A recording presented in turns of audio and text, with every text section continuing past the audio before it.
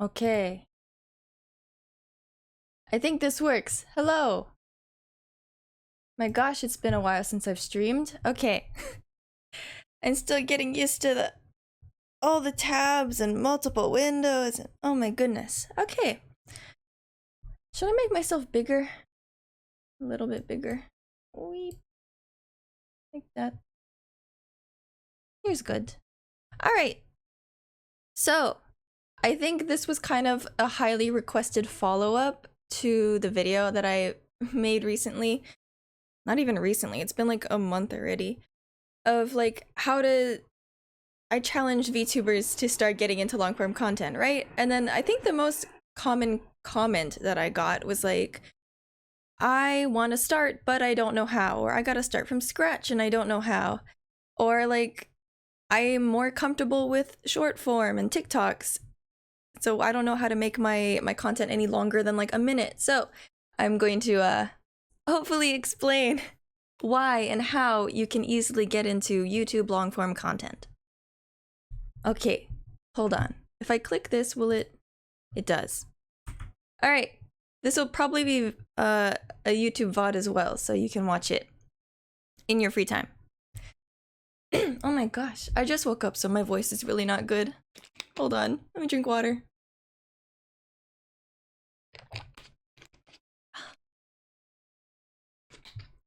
Okay. Still not very good, my voice. Whatever, I've been teaching for like 7 days already. I'm really tired. So you might be wondering, why long-form content?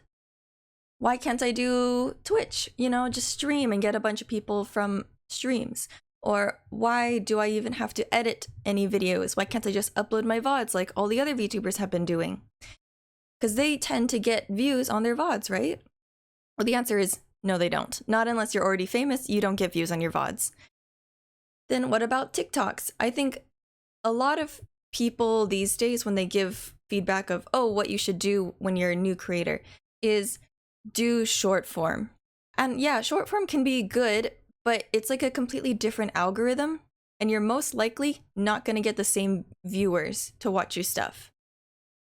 Because like when you're swiping on your own TikTok, how many times do you see the same creator that you're not following? Unless they're already majorly huge TikTok accounts. Probably not a lot, right? And you're not gonna like a video that has 2 likes on it, because then you're gonna stand out. The creator's gonna see that you liked it, right? I don't know, that's just my opinion, but that's why I probably will not recommend going short form at the moment. So that's why you should do long form YouTube. It's what everybody grew up on, right? You grew up on watching long form content like Smosh, and who else is popular? PewDiePie. Like, you know that they can be massively successful. So like, I don't understand why VTubers in specific choose not to even try to make long form content when they know consistently that it works. So I think everybody kind of already knows the pros of becoming a YouTuber versus a streamer, right? And a lot of streamers also dab into YouTube long-form content because they know it can be evergreen and it can gain a lot of views from people who maybe don't care about watching streams or are in different time zones, because YouTube will always be there. But I'm going to show you a little bit about the behind the scenes as someone who has already set up a YouTube channel and has already... How long have I been doing this? Like 2 years? Not quite 2 years, almost 2 years. But I already have some like metrics and stuff that I can show you that if you haven't started a YouTube channel, you probably have never seen or haven't really had the chance to look at. So of course, the first thing that is very important for all people who want to get into content creation in the long term as a career is money. And for Twitch, the sub rate compared to follow rate is pretty abysmal, in my opinion. Unless you, again, are an already pretty well-known VTuber, you're not getting a ton of subs per month, you're not getting a huge payout per month. But if you have YouTube and you do long-form YouTube, again, shorts feed, you don't get paid basically. Even if your shorts really pop off, the amount of money you get from shorts, anywhere from like the 1,000 to like 10,000 view range, is nothing. Like, you're getting pennies. So the money really comes from long form content, long form videos. And it comes through ads. AdSense is the most important. Not memberships, but AdSense. And so, I know this is only like a partner thing, but they have lowered the partner requirements to be able to start getting monetized to, I think, like 500 subscribers and 400 watch hours or something like that. It was much, much less than what I took to become a partner, because I was 1,000 hours watch time and oh no, I don't even remember. It was it was pretty brutal, honestly. But now that they have shortened the requirements, it's much, much easier to get started as a long form creator with honestly minimal effort. As long as you can sort of edit clips together, then you're good. You just have to have good content, good what the focus of the video is about to be able to get views. Then I see there's an ad break gonna start, but I'm gonna keep going and hopefully pause it. So this is a view inside my creator dashboard of the revenue I've made for the past fiscal year, I think. Does that mean like a full year? Like from June 2023 to June 2024. I don't think that's a fiscal year, but it shows the analytics of a year's worth of time in here. So you can see I haven't made a ton of money off of YouTube in my first year, and it's mainly because I've been taking breaks. But $700, almost $800 before tax, based on like 3 videos that have popped off in my channel from a year ago. I think that's pretty good. But you can see that it doesn't matter if people subscribe or people like your content. It's based on the amount of watch time, the amount of clicks your video has. So the main point of making long form content is to get clicks. And of course, make good content so people watch it. But you can see that in all YouTube videos, you get a starting ad, sometimes mid-roll ads depending on the creator, and an ending ad. And of course, like the bumper ads on the side. Those will automatically give you money even if the person doesn't watch your video all the way through, because they have to sit through the ads. Or if they have YouTube Premium will skip the ad, but it will still count as the money going into your wallet. So the point is, you'll get money regardless of how amazing your content is, because people are clicking on it. Okay, I've snoozed the ads for 5 minutes. They might all come back at the like somewhere later in the game. Sorry, you might have to sit through ads. There. So what I talked about earlier, oh my god, it's been almost an entire year since that video. Whoa. So I made a really banger video, in my opinion. I think it's my magnum opus at the moment. It's a, what is it, like 47-minute video talking about VTubers, you know, a VTuber-centered topic. So a lot of people who are interested in VTubers clicked on it and watched it. And this is a period of last month. So this video came out almost an entire year ago. Last month, it gained almost 3,000 views. And by the end of like this tracking period, it's probably going to hit 3,000 views, which is not a lot, but this video is currently at like 360,000 views in total. And every month I am getting like 3,000 views.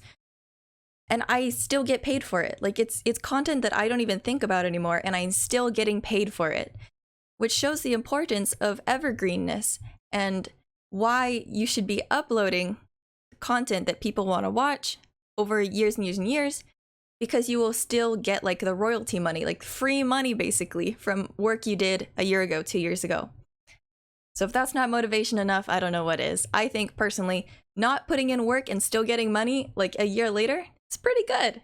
I think it's better than streaming every day, pretty much. Okay, Next. Oh yeah, there's a very cool feature that I found, like, implemented recently into the YouTube analytics page of your studio. And it shows you like inspiration, like what people are searching for within your niche. So I've made a track record of talking about VTubers, VTuber news, and VTuber tutorials. So YouTube has shown me what the most common thing people are searching for in the VTuber realm right now. And it's Japanese VTuber, VTuber auditions, YouTube content creator, how to become a content creator. Like, these are things that I built my brand off of and I can further expand on if I so choose to. And people, I am guaranteed that people were going to watch it. I think that's a very cool tip. I actually saw this literally for the first time yesterday, but now I already have like ideas of what I can do for future videos. So it's already implementing like how to do half the work for you, the brainstorming part. It's already doing that for you. So if you establish your niche and you do like maybe, I don't know, 5 videos, 3 or 5 videos on a topic that you're really interested in, YouTube will be able to pick that up and go, okay, here's what other people really want to watch in this niche. Go for it. I just think that's so much easier than coming up with new ideas constantly on the fly. So becoming a YouTuber is so easy, so mainstream, so streamlined now that really nobody has any excuse not to delve into it, especially if you're already a VTuber, right? You're already streaming, you're already making content, you already know how to make shorts. Just push yourself a little and do long form. Try it out. So maybe you don't know what type of content you want to make. Like, you have your niche, maybe, like you like Yu-Gi-Oh, but what types of videos can you make out of this Yu-Gi-Oh addiction? Well, for me, I think it's easiest to break it down into 4 large categories. And the first one is commentary, the stuff that me as a creator puts out on YouTube, but also what I think most VTubers are already more accustomed to because we stream. So we talk a lot by ourselves. We commentate a lot by ourselves. So I think, if I'm going to be honest, this is probably the easiest one to get into if you don't really have other skills trained. So some examples of commentary are ones that I pulled directly off of my homepage on YouTube yesterday. I'm going to snooze ads one more time, and that means I have no more snoozes, which means you're going to get ads in like 5 minutes. Apologies. But these are pulled directly off my homepage, and they're all different. They're all commentary, but they're all somewhat different. So we have this really professional guy who breaks down, like, I don't know, movies about, I don't know, psychopathy. But there's all the different types, right? Police break down criminals shown in TVs and stuff like that. So you can do that if you are in profession someone who is really knowledgeable about one specific job or something. You can go into media and critique it. Or you can go into like dinosaur. If you really like dinosaurs, you can go into dinosaur movies and go, this Triceratops does not exist at the same era as this Tyrannosaurus Rex because there's like a 2 million year difference. Like, you can go in and make any sort of critique you want about these things, and I guarantee people would watch it. And then on the other side, there's like gaming commentary. Oh, this really big cheater was finally caught. That's pretty interesting because you already know that there's a fan base for this game, and then you're putting in a hook. There's been a cheater? Okay, I want to learn more about that. So that's sort of like a news-esque thing. And then Evil Pinely, I watch sometimes. I don't really know what his channel's focus is. He just talks shit. He's kind of fun. All of his videos are really about nothing, but he has a lot of views because even though his content is really about useless information, he puts it out there. So if you really find interest in stupid TikTok drama of the day, talk about it, make a video about it, make some jokes. That's still commentary, and that's still gonna have clicks because people also like watching about stupid Kim Kardashian news, right? And then the last section is true crime or a real podcast or something Rotten Mango, right? Mukbang plus true crime or something. Like, these are all forms of commentary, and you might be thinking, oh, there's no VTubers here, therefore me as a VTuber, I can't do this stuff. Wrong. You can do anything that any of these people here can do, or any of these people that I'm going to show later can do. The only difference is instead of putting your face there, it's a VTuber model. Or you don't even need to put your VTuber model on screen. It can just be your voice, and then B-reel, B-roll, B-roll, B-roll, or B-roll, B-roll. So really, sorry for the voice crack, my voice is so not good today. I think the VTuber sphere has pushed themselves, like pigeonholed themselves into such a small niche of, we all play video games, we all play the same video games, we all always have to have our VTuber model on screen at the same time everywhere, you know? Like, you don't need to do that. You can expand into other places. You can expand into true crime. You can expand into horror. You can expand into the video game commentary genre and just not have your model, and people will watch you for the content. And then, oh, let me go watch this person's stream. They're streaming right now. They're a VTuber? That's really cool. Right? So don't make VTubing and your VTube model the main focus of your content unless you're doing something about VTubers, like VTuber news, VTuber drama, how to become a VTuber, what VTubing applications work best. Like those, yes, focus on your model, but the rest, don't. Might as well not even. Okay, after gameplay. Gameplay is a very big one in the sphere, and is probably one that most people are most comfortable with. But again, it's not just clipping pieces of your VOD of you playing Skyrim and putting them on a long-form video. You can. People have done that before in Let's Plays, right? Like Jacksepticeye, Markiplier, PewDiePie. But those type of Let's Plays are going out of style. Unless you are already Jacksepticeye, nobody really wants to start clicking on a new Let's Player unless it's like a very revolutionary content or a very niche game that only maybe 5 other people put content out for, you know? So here are some examples of gameplay related videos that you can do. Some mix with commentary, some do challenges, some just review, and speedrun is a very big one. So sorry there's no titles here, I had to actually search for these videos. But the most I want to talk about for these, honestly, is editing style. So these are not just simply clips from highlights. Hello, welcome in. I'm doing my little spiel on types of content you can make. There is an ad break starting in 40 seconds, so we might have to take a pause because you're all gonna get ads. But for now,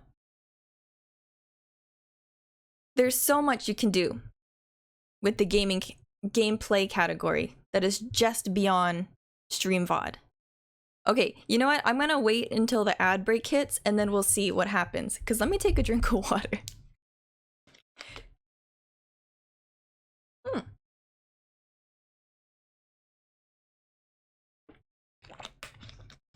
Okay.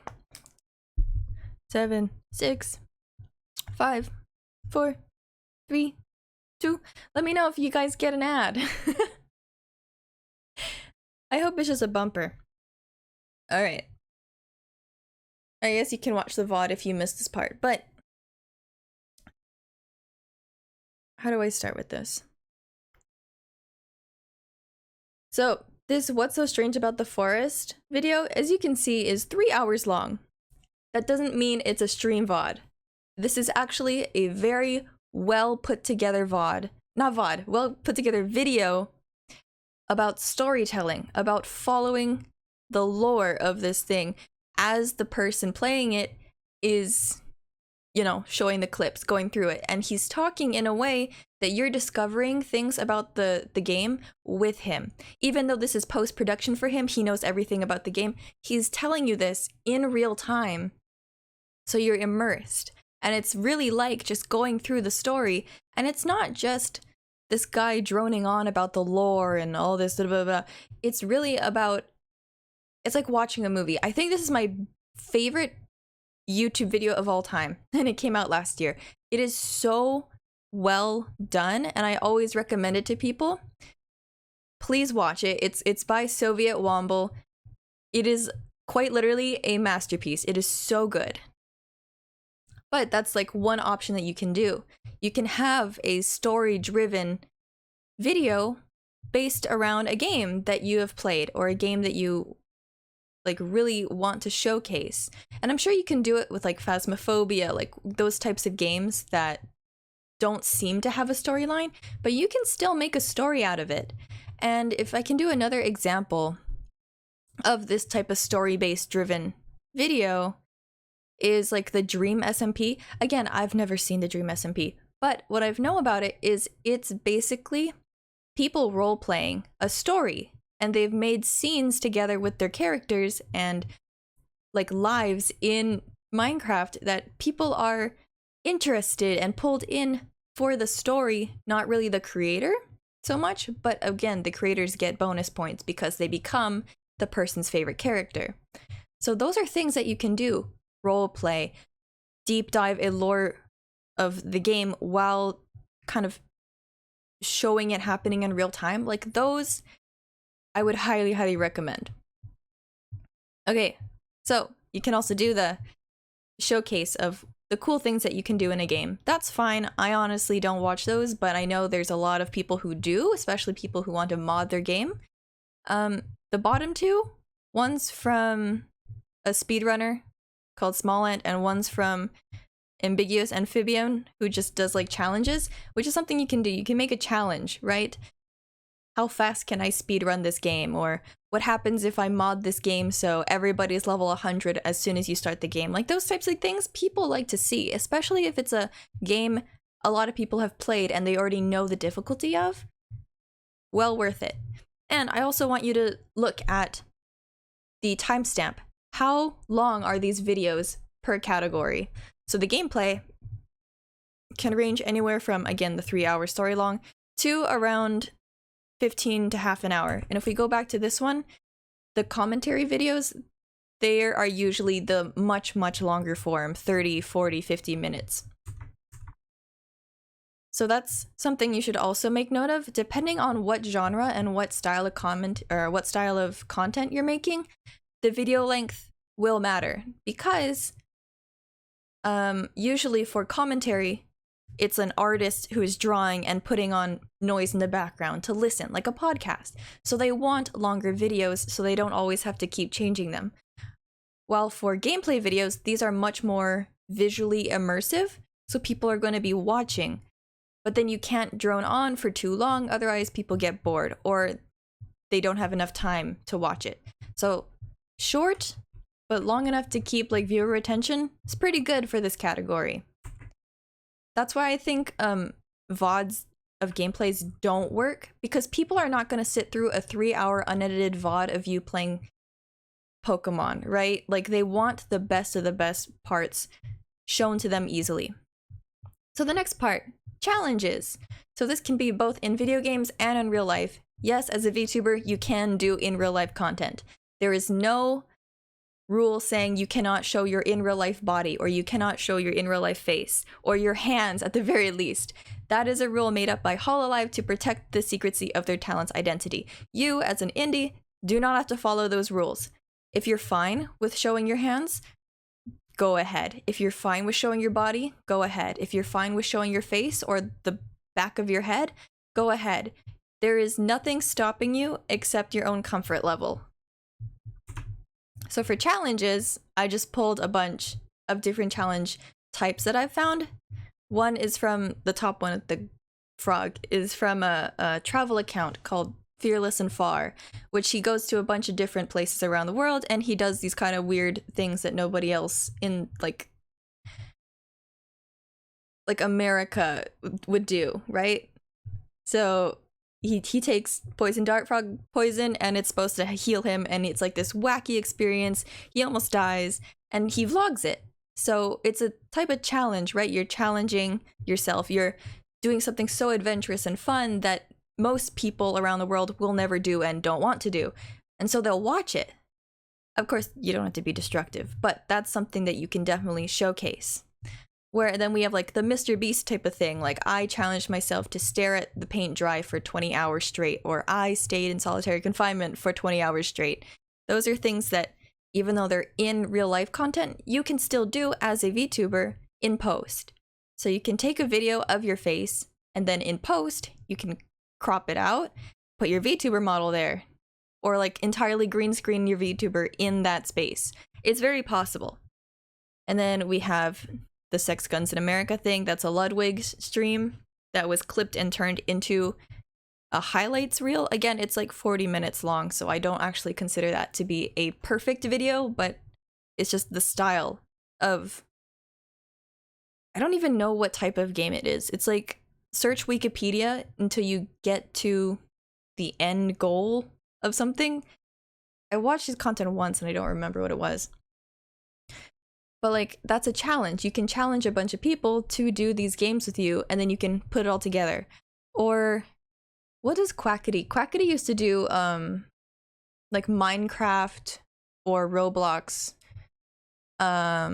Shark Tank type of game shows, or yeah, like a digital game show or a digital contest. What's it called? Like a skill contest, right? Like you can do all these things, and it sort of fits into the challenge category. Like the certain type of people want to watch challenge content, and challenge can be very, very vague. What dis a licorice stream? Hello, I know it's been a while. So those are all things that you can do. And again, this last one, I've never seen the video, but I put into YouTube search talking to Omegle strangers and asking them on dates, and I think that one popped up. And it's just like a challenge of how many people can I get to do this? And if you're a VTuber on Omegle, a lot of people will show really funny responses. So these are all types of things that you can do in real life and in VTubing, which you can relate to VTubing later. Okay, and the last type is tutorials, how-tos. These are things that everybody has definitely searched up once or twice in their life, especially if you're starting as a VTuber. How to rig a model, what VTube Studio is, and what's the best like toggles and stuff. But then you also have like how to be a good artist, or how to make a song, how to do blah, blah, blah, blah. Like these are things that are the backbone of YouTube, I feel like. You don't really get a lot of return viewers, but you get a lot of views. So you don't have a dedicated audience, but when people are looking for a specific tutorial in this realm that you are really smart in, they're going to remember your channel, and they'll go back and they'll be like, oh yeah, this guy taught me how to do this before. Let's watch this other one because I know I'm going to learn something. So it's not, again, they're not really there for you, but they know and they trust you once you show like a good track record. And again, look at the timestamps of these videos. They're all relatively short, 15 minutes and under, because tutorials, when I keep looking at tutorials of how to do anything, like how to run OBS, I don't want to be watching a 20-minute video. I don't want to be watching a 30-minute video. I need it short and sweet, 4 minutes max. I'm going to ×2 the speed. So you really need to know how long to make your video and what the audience's like mindset is when they're going into it, because they're not there for you. They're there for the content. They're there for the tutorial. But that is a good start. So those are my 4 main breakdowns of content niches that you can possibly do. And of course, there's sub-branches like video game commentary or reviewing a type of something. Like there's so many side branches that can expand from these 4 main topics. So I'm gonna move my model over here. Doopy-doopy-doop. Let's brainstorm. Let's brainstorm a person who has never made content before, never made long-form content before, but wants to try do something. And they're a VTuber, okay? So maybe this is probably you if you don't know what to do, but you're a VTuber. So this person has these interest: throwing pottery, growing an herb garden, thrifting clothes, slimes, and raves. Does that sound like anything you can make content off of as a VTuber? For a lot of people, your answer might have been, it's gonna be really hard, or no, I don't think so. You can't really have rave content as a VTuber or a slime content as a VTuber unless you want to do like ASMR. But to me, I see a lot of content possibilities because I'm not thinking in the headspace of VTuber, I'm thinking in the headspace of content creator, YouTuber. So what are some niches that I can pull from these hobbies? Throwing pottery, growing herbs, that's very like earthy, that's very cottagecore, right? So I can do some sort of like aesthetic based around cottagecore, right? I like thrifting clothes, I like making my own clothes, therefore I can do maybe a fashion style of niche. Slimes and raves, I could kind of translate that into VR chat if I wanted, or I can do ASMR triggers or something, but I think I'm going to do something in the art niche, like art, handmade art, that's what I said. Throwing pottery, growing herbs, they are both things that I can showcase easily and fit together pretty well, as well as thrifting clothes. That also fits into the cottagecore sort of vibe that I'm going for. So what styles of content can I make based off of this as a VTuber? Ba-bum! You can make vlogs, you can make tutorials, and you can do showcases. So for vlogs, here's me in a day throwing pottery, growing my little herb garden, and also I'm a VTuber. Or here's a tutorial of how to up thrift your clothes, how to cut holes in them to make like, I don't know, sew little designs on it. You can do that sort of stuff and have your little VTuber model on the side, or not, again, not at all on screen, because your VTuber model is not the main focus of your brand, of your content. And then commentated showcases, again, that's like a commentary video where you have B-roll playing in the background and you're just talking. So, if I'm going to do handmade art, I have researched what is very popular in that sort of niche, and I have found two very prominent channels who have over 1 million subscribers. I think Lisa Chi has like 13 mil subscribers, so very, very prominent. And that's how I know that this type of content on YouTube works. People want to see this, some sort of aesthetic painting or aesthetic creating type of video or vlog. So I watched Jimena since I was kind of really young because I wanted to learn how to do art, and she was very, you can see by her setup, very artistic, very interesting, and like full-on maximalist in her setup, and it's very artistic and aesthetic. So you can shoot in real life footage, and look, she doesn't show her face directly on camera. You can turn your head so it's just the back of your body, or you can crop yourself out with green screen afterwards and put your VTuber model. Those are all things that you can do, and it's very, again, aesthetic vloggy. And then Lisa Chi, she has this amazing, I'm sure you've seen it, there's like TikTok wannabes of her content, of like Chinese people in the far countryside who make everything from the root, like by scratch. Like that's the type of content that she made. And 30 million views, goddamn. So if I want to do that, okay, let me think, what video can I start by making? I like to throw pottery, and I'm gonna show me growing herbs in my garden. Those are the two cottagecore, handmade, artsy aesthetics that I'm gonna work with for my first video. So I've already went ahead and planned my script. So a lot of people are also very confused about how to script a video. And scripting, the word itself is just writing out what you're gonna say, right?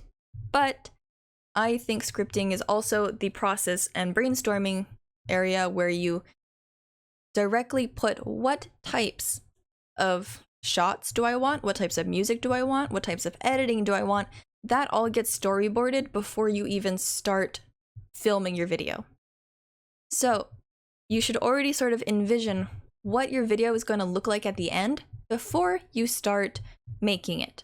To an extent, like I kind of have that in my brain already because I've taken a lot of film and art classes, so I already have the knowledge of what it will look like at the end before it starts. But for someone who maybe doesn't have that background in video making, it can be a little bit challenging. But that's why I think it's so important to put exactly what you want to say down on paper before, or sometime through the timeline. So I always start with a working title. Just like when you're writing an essay, you always start with a thesis. What is the content going to be about? For me, I'm going to make it sort of funny because I like adding humor. And then I'm going to tell you exactly what I'm going to do if I'm making pottery, using $1 Daiso gold leaf to make a gorgeous homemade kintsugi bowl.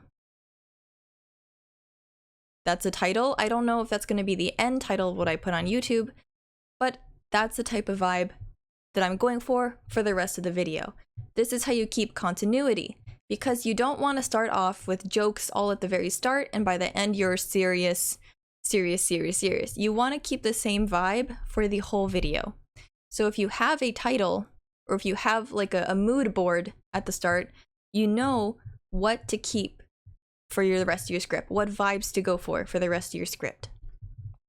And then all the ones in yellow are the shots that I want to do and that type of editing that I want.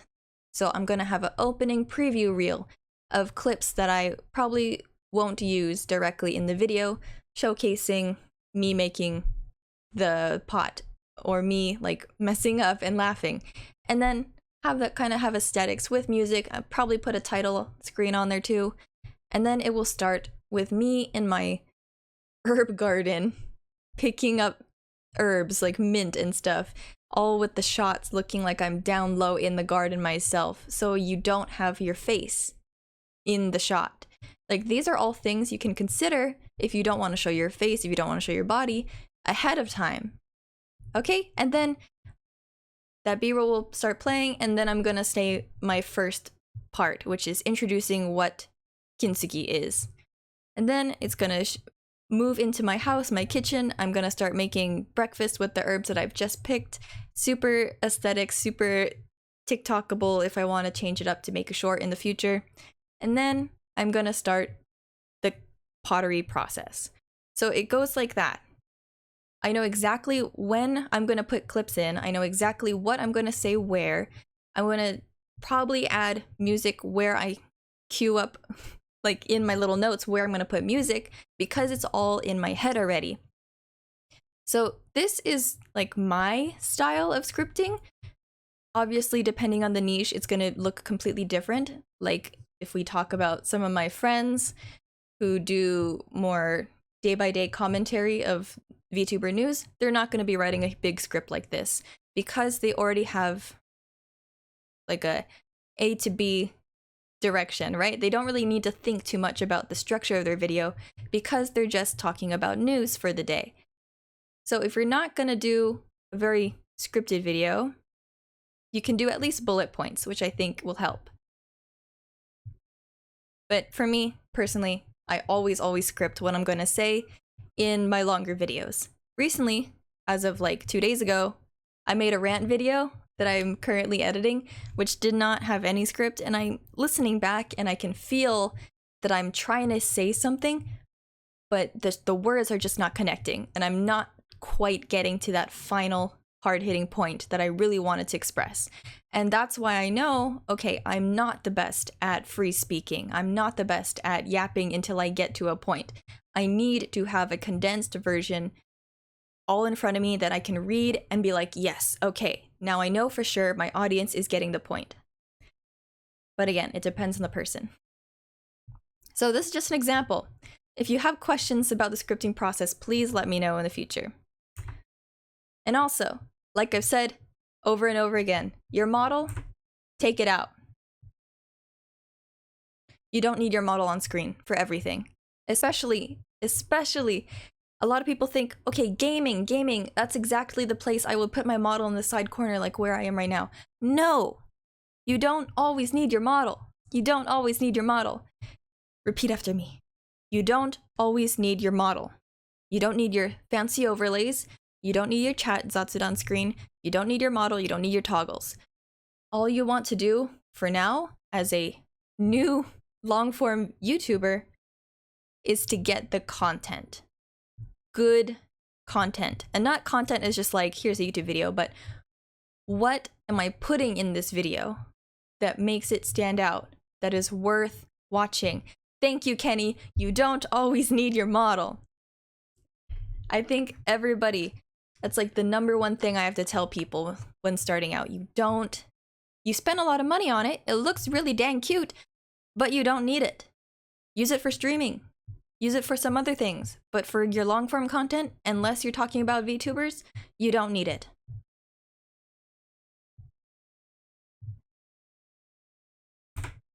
Questions? Before I move on and start reviewing people, any questions? Let me drink water.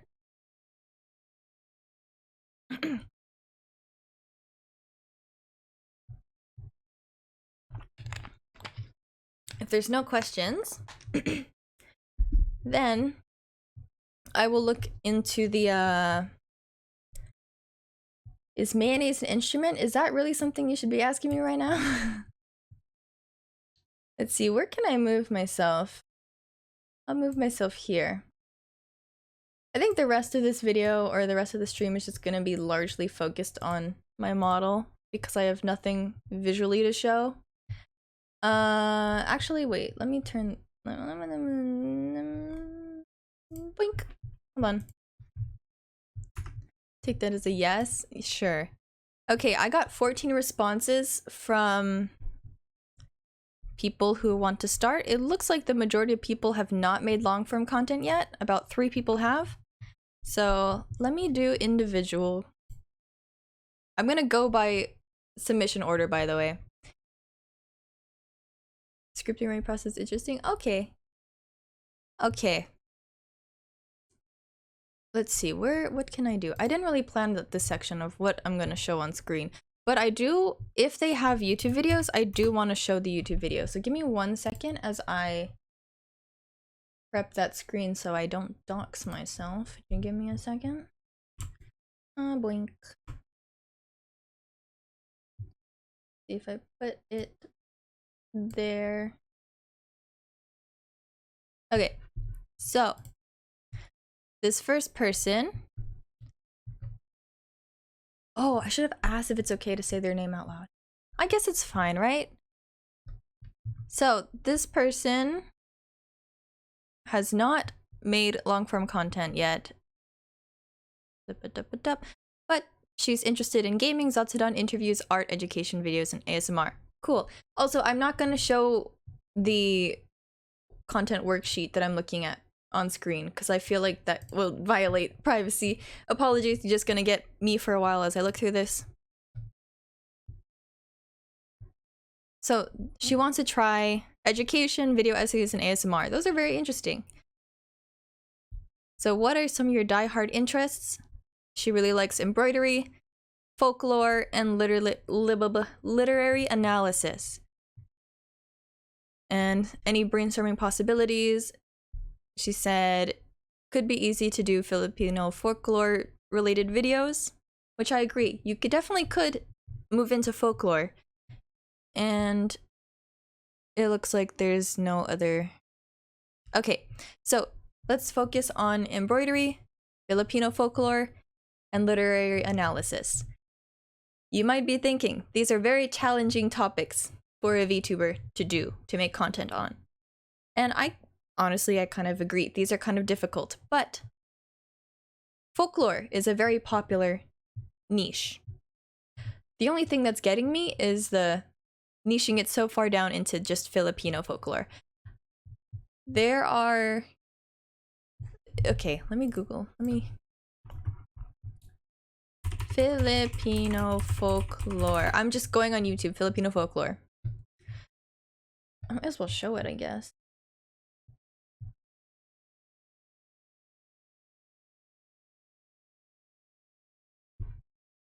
So it looks like there are some channels dedicated to folklore. Ooh, what the fuck? Ew. What it doesn't look like to me is these...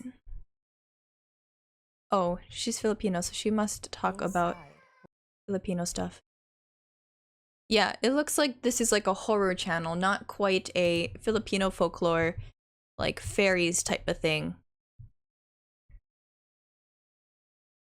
But if you'd really want to focus on talking about folklore, I would recommend looking at your competition, your competitors, who's already in the market. So this is 2 years ago and it has pretty big numbers. So people do want to watch. I think it's possible. Again, you're not focusing on the VTuber-ness of the content, you're focusing on this. But what would be very interesting is if you're able to draw your own visuals, like this thumbnail, like she animated it. Or if you can use VTubing or Live 2D, you can Live 2D animate your video. And I think that would be very, very interesting, something that nobody else has done. But it looks like for the most part, there are already like pretty well documented videos on these things. So you would probably need to put in a twist, like making up your own story time, right? Scary story. Or Filipino folklore, but only the good ones. Or here's Filipino folklore that have been used in these animes or in these novels, and why it's good or why it's bad or what they could have expanded on. Or here's Harry Potter. Now imagine if everybody was Filipino and how much shorter the book would be. Like you could do you could do a lot of different commentary styles. Or if you're really ballsy, you can go out into the real outside Philippines and be like, this is where we're gonna go search for this this monster in the dark at night in the Philippines, which is probably a bad idea, but I think a lot of people like ghost hunting stories. I feel like you could do something with that. Okay, let me hide that again. As for embroidery, if you want to mix literary analysis and embroidery, embroidery can be a backdrop, the B-roll of the video. So what people are watching, but it's not what the whole focus of the video is about. Like the commentary could be about a different topic. So here's embroidery. What if I search up embroidery storytelling?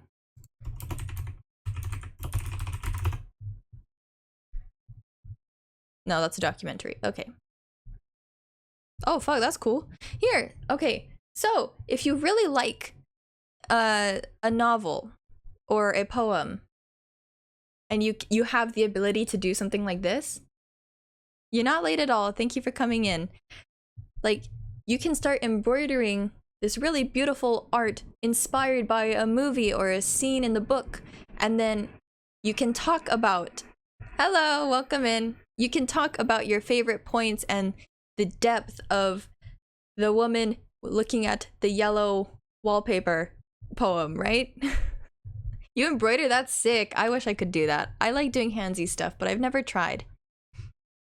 So you can have your like sped up aesthetic version of B-roll with your you know what? Why are my chat box in the back? Put chat box up here. Yeah, you can do hand cams and stuff. Problem is editing. We don't have time to go over the editing process today because that is so very individualized, but later maybe I can make a video about it. But again, I am not a pro at editing at all. But that's just like a type of content you can make. Show your editing or show your embroidery process and talk about the inspiration, the novel inspiration, what you really, really enjoyed in what is the movie? What is the movie? Or like Anne of Green Gables. So very like aesthetic 90s, 80s, and then you have this like really nice embroidery going on in front. Those are all things you could possibly do with the things that you've listed.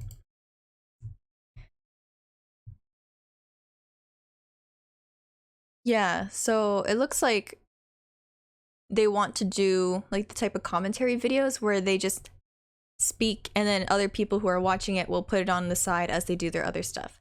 So I recommend commentary. You can tell the story, you can talk about it in deep dives like your literary analysis, and then for B-roll is just your embroidering journey. Minimal editing can be very lighthearted, it can be very sweet and calming depending on the vibe you're going for. I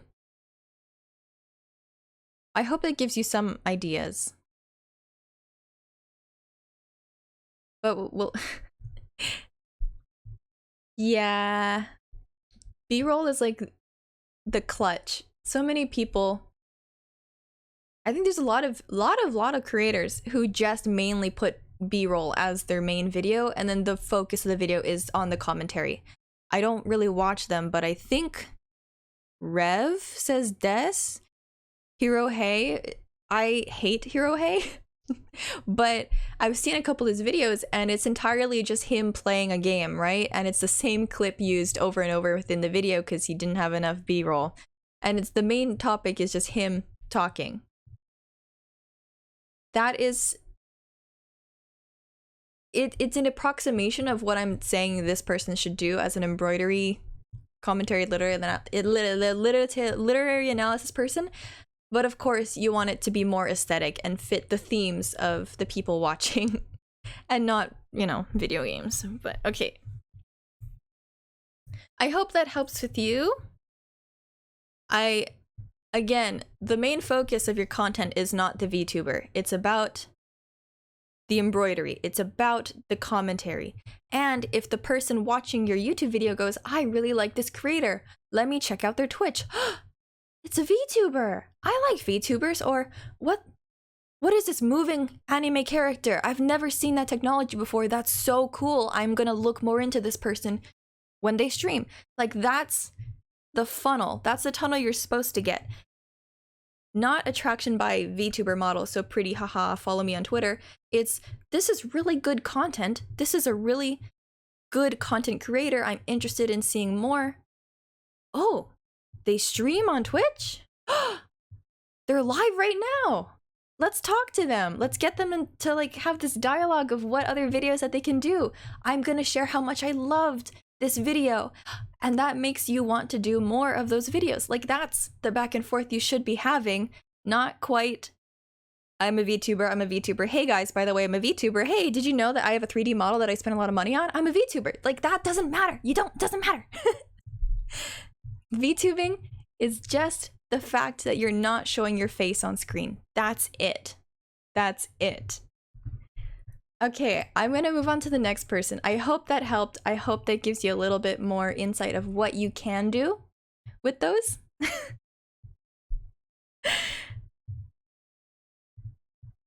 No, oh my gosh, no. It's okay. Thank you, though. This next person, they have not started making long-form content already. Oh no, they have. Yes, they have. Okay. Hold on. Let me read their tech, PCs, phones, I guess was their content. It reached the desired audience. And then most people stumble into their video randomly. Okay, yes. If you're doing reviews, right? Reviews on phones, reviews on PCs, reviews on tech. It's not, there is no Lico cult, okay? You are the only person in it. But reviews, again, it's just the style of the how-to videos. You're not gonna get a stable, dedicated audience because people will search up, oh, I'm looking for a new PC, let me look up this PC processor. Oh, there's a video on it by this one person, let me watch it. Okay, I like this video. Goodbye. Like, I'll leave a like, but I'm not subscribing. And then they might be in the future, oh, I really liked that one tutorial from this one guy, this one review, and I'm trying to upgrade my phone. Let's go see what he says, or let's go see what she says about this phone. Oh, they also really liked it. Okay, I will give another like, but I'm still not going to subscribe. Like, that's just the nature of tutorials. That's just the nature of reviewing certain things. The only people who get really popular, oh, what's that guy's name? Stop it with the cult. No, the one guy who is like super, not Linus Tech Tips, there's another guy who like got roasted on Twitter from like one of the companies that he just, yeah, Marcus Brownlee. Mark, this guy, I see him a lot. Let me throw up my window again. This guy, 19 million subscribers. His main content is very brutal reviews on all this different tech stuff. So he is one of the outliers. He's one of the outliers of this style of content because I'm pretty sure he has a background in engineering of some sort, right? Like he's an industry professional and he reviews pretty much the newest hot technology as it comes out. So he's one of the first people to get it and the first people to work with this technology. So people trust him on all of his reviews and it's very brutal. Like he does not hold back. So if he thinks your content or if your iPhone is bad, he's gonna tell you the iPhone is bad and you might as well just stick to the one they made in 2013. Like he has built his brand and reputation up so high over the years, which is why he has a dedicated fan base of tech savvy viewers. But for the most cases, if I'm doing like PC review, you're gonna get, oh, there's Linus. You're gonna get a bunch of people who you've never heard of before. PC centric, so this guy does only PCs, which is a choice. But yeah, you're gonna get people who you've never heard of before. You might think, okay, this looks interesting, I'll click on this one video. Oh, it was good. Okay, anyways, bye. I've got my information, goodbye, I'll never see you again. That's usually the case for these types of things. So, blink. If we go back to this person's commentary about their own videos, again, people stumble into the video and then they leave. That it's hitting the right audience, but your audience is not sticking around because you've built up your platform on videos based around people not sticking around. So the type of stuff they are interested in making is Zatsudans, interviews, music, video essays, technology. So that fits into their niche already. They're saying, what are the reasons? I asked them, what are the reasons your content might not be working? They said, the audience is too niche, or the video isn't enticing enough. And they're talking about idea, thumbnail, and title.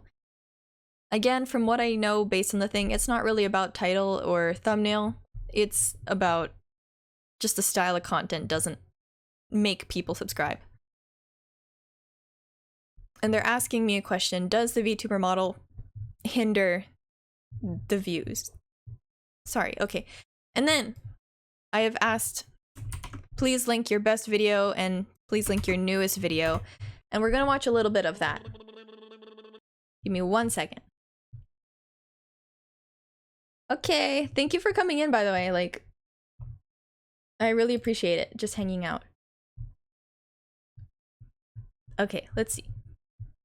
So this is their best video, 16 minutes, which for, oh, it's a ranking video. For a technology-based thing, I don't think 16 minutes is the best choice because people want in and out again. I think if you could do like your top 5 phones you've ever used in a like a 1 minute per phone type of thing, you would get a lot more clicks because people want to know what are the best phones, you know? Let me just watch a little bit. Yes, phones. If there's one thing that I'm also good at talking about, it would be phones. And I'm going to rank all of my phones that I've ever used ever since 2012. Again, I don't really remember anything prior to 2012 that much, mostly because I was too goo goo gaga. Okay, so if you're doing tech and you want to show that you have like some sort of higher, more valued opinion than the most common people, this is a good case of using appropriate. Yes, I agree. But for the very beginning, the first 25 seconds, if I'm someone going in and searching on YouTube for the best phones or the ranking of new iPhones, and this video pops up, and I am curious enough to click into it to sit around for the first couple seconds, immediately, what you've just said to me is that you don't remember a ton of things. You don't have like super high-tech savvy experience. So I immediately think, okay, well, this review is useless to me because I'm looking for facts. I'm looking for user experience based on like a higher level of understanding of technology instead of just one person's opinion. And even though you are just one person's opinion, you can present your opinion in a way that makes it feel like you are an authority figure on this topic, that you understand maybe the more details that make people who just a common person like me go like, oh, okay, I see. I do like having the unlock feature where it just looks at my face and swipes. That's very nice. Therefore, I want the technology. Yes, knowledgeable. You want to sound like you're at least a little bit more knowledgeable than the common person when you're doing reviews. And then, as Kenny mentioned, a good case of appropriate B-roll. I don't quite see why Project Zomboid, is this Project Zomboid? Is an appropriate B-roll to have here. Again, I think people are used to seeing Hero Hey or Revsev's Des, where they just throw in whatever video game they played recently and then speak in the background. That works for the type of content that they do, which is fast-paced. Let me talk about the new drama. There's not really a lot of footage I can use for drama, so therefore I'm gonna have whatever game I played. But because you are doing a ranking about technology, about phones, what B-roll works best for that? You can look up a, I don't know, Sony showcase and have that playing in the background. You can show like the Xbox symbol and show that. Probably not for phones, but you know what I'm saying? Like, use technology-based B-roll to showcase that, not a video game. As for your model, I don't think the model matters at all. Like, you can have the model on screen, that's fine. Your model appearance is very cute. I like the aesthetic. But just based on, yes, you want to stay on theme. If I'm just scrolling through this video, you can see that I don't even see like pictures crop up of the video or the iPhone in question, right? So you want to have visuals. You want to show, if I'm doing an iPhone 13 review, I put 14. I'm going to use B-roll, or not review. If I do trailer. What the fuck is this? Where is like the launch from? There's gotta be, like, yeah, okay, like we have the commercials right here. Use this. Use this as your B-roll. It's already showing you what it looks like. It's already has like all the editing done for you. You can use this as B-roll. It's totally fine too. Also, welcome in. Hi. Thank you for coming in.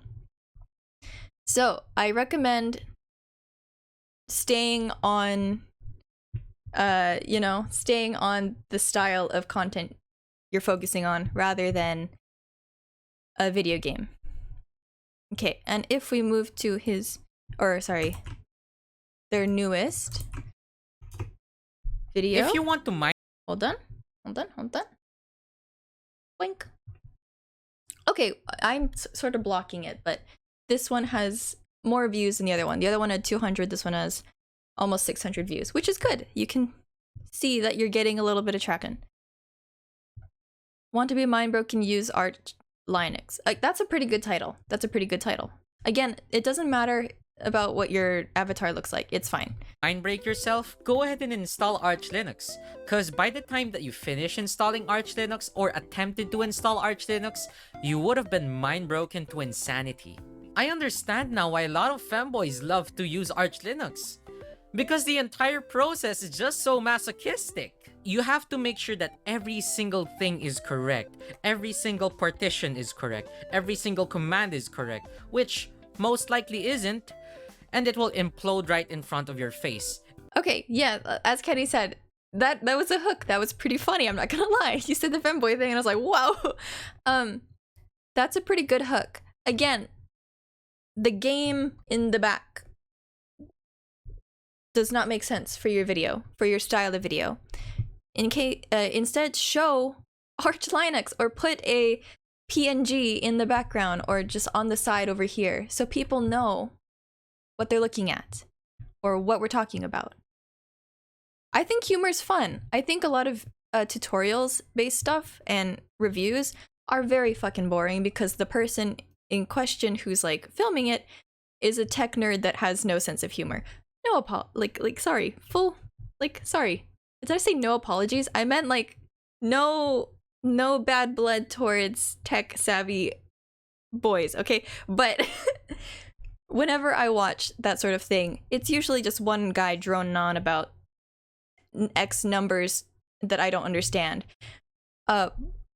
If you add humor to this, it's definitely it's a breath of fresh air in this sort of review thing. I also think your title is very funny and eye-catching in the space of reviews. Just, you need to add a little bit more relatability in the background for your content. Let me show you what the Arch Linux is. I don't know what it is. Is it a program? Window capture your screen and show your screen as you like boot it up and look at all the big problems. Did someone subscribe? What the fuck? Thank you. Anyways, like, yeah, you can do a lot. From what I'm seeing, this is like your only... I was gonna praise you on this is showing the Linux system, but this is also just part of the game. I need to see what you're ranting about. Please show me where the problems are. Okay, I need to see it on your screen. This, where you put the words on, that's pretty good. But, yeah. Otherwise, I think you have a good set of skills already in place. I saw you know how to zoom in on your model on the funnier parts. That's good. That's punchline hitting, editing. That's good. Just a little bit more review-based content in the background. Okay, thank you. Good job. Also, thank you for submitting.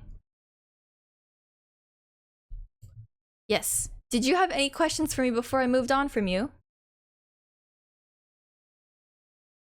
Okay. So we are going to look at... Oh, my friend, Ink White. Okay. So, this person, she has not started to make long-form content yet, but she does stream. I see her stream pretty often. She does like art tutorials, basic art 101. Good. I hope that works out for you. I hope you can take some inspiration and work through it, because I think you do have what it takes to do like a really good content on reviews, tech reviews. So she wants to do art, education, VTuber support, ASMR. And her interests are art, danmei, plants, and world building.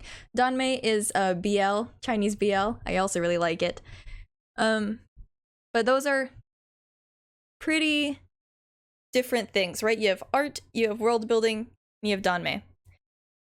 They all kind of correlate, but I think those are all separate niches that you can choose which one you really want to focus on. She wants to do art tutorials, animated novel scenes, danmei summaries, plant raising experiments, speed paints, story reading. Those are all very solid, separate ideas. I would say choose two and make individual series. You can make series. So art tutorials is one series, and the background can also be like, here's an art tutorial, but it's fan art. So you're gonna get a bunch of Genshin Impact fans because they want to learn how to draw Alhaithim's chest and boobs.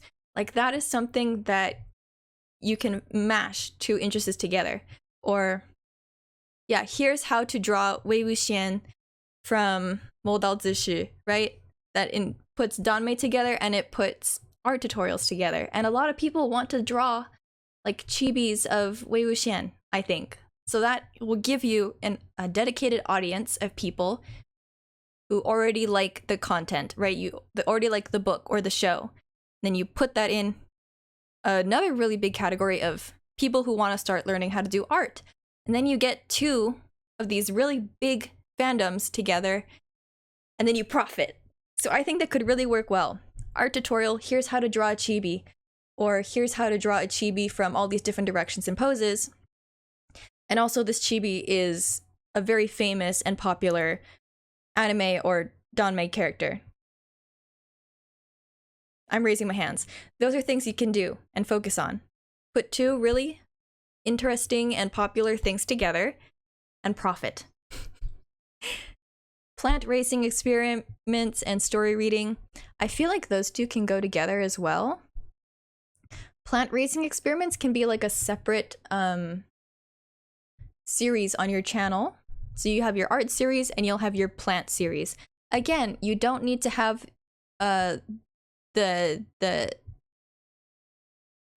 what is it called when the hand cam shot that everybody does where they only show their hands from like the camera's hanging from this thing looking down. You don't need to do that. You can have like multiple shots around your room to make it look aesthetic, right? You just don't need, you can just crop out your face or just crop out your body or set it up in a way that the focus is very, like your body is just at the very edge of the screen where nobody can see it. Like those are things you can do.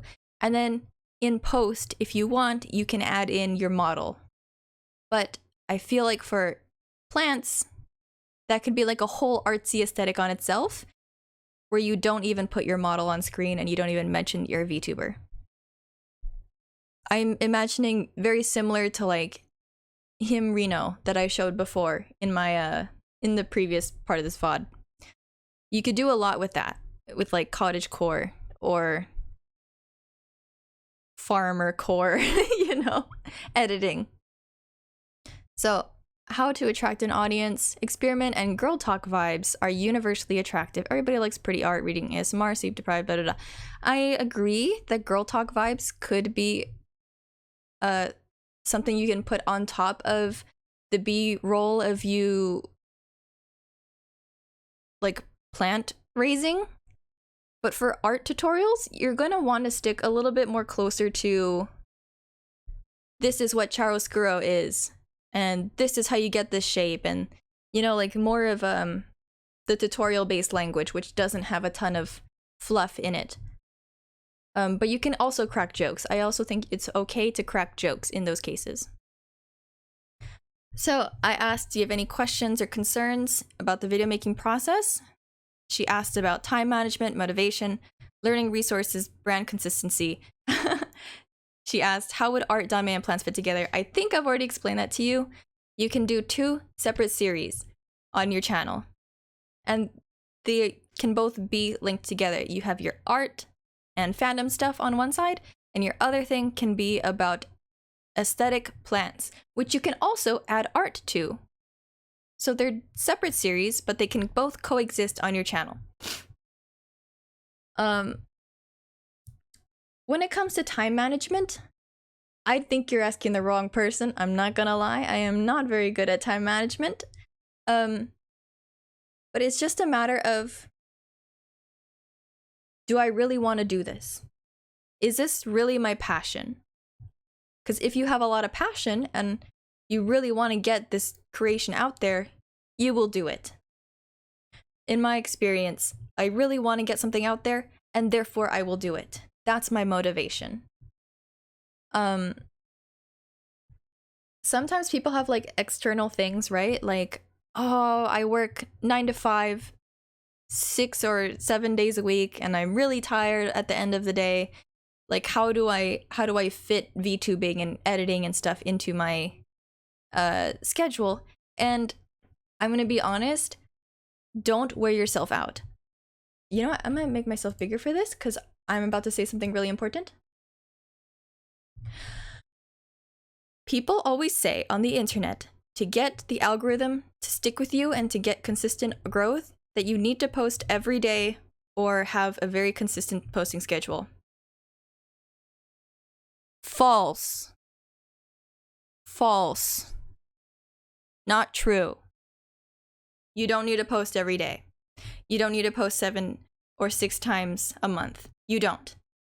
The main reason why people want to go to your channel to watch your content is if it is good content. Okay? Okay. I need people to realize that the grind, the whatever TikTok algorithm grind people have told you about, only works for specific content. And that is lazy content. Okay? If you want to make evergreen, long-lasting, impactful content that you are proud of each time you post, you will take time. It will take a lot of time. Okay?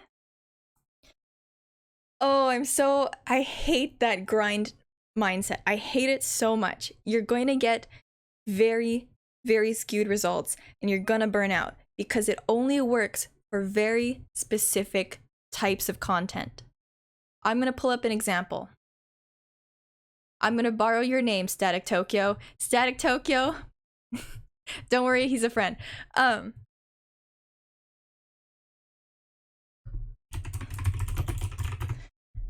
If I pull up Static. Holy shit, he's at 11K? Okay, wait, hold on. Hi, bud. What's up? So, the reason Static Tokyo has 11K subs since he started in... Oh, he joined a... I'm assuming he started, like, last year. Like, he's only been doing this on his channel for a year, right? 11K in a year? That is very, very good. And the only reason why... Hold on, there's a train.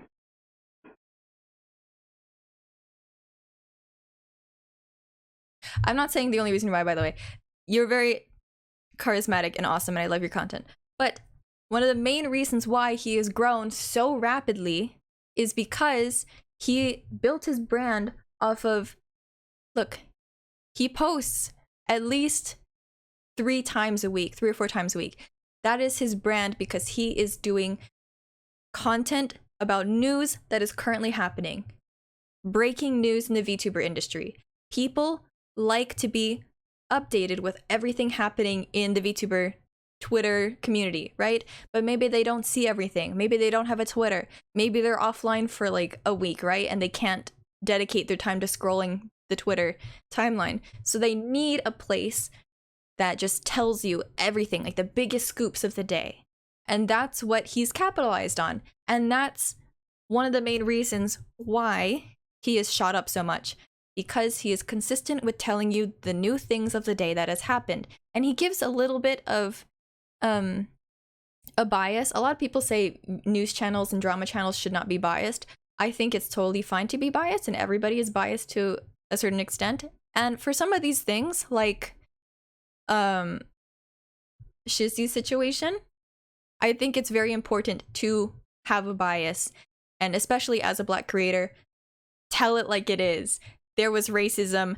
This is why it was bad. This further proves why the VTuber community is so full of racists. Like, people want hard-hitting drama news. They want opinions. And yes, his videos aren't that long. And if we watch a little bit of... We'll watch a little bit. Or off guy. I'm gonna turn... You know what the fuck I'm talking about. I'm gonna turn the volume off and just tell me how much of this is original B-roll that he has made versus memes and anime clips that he has found.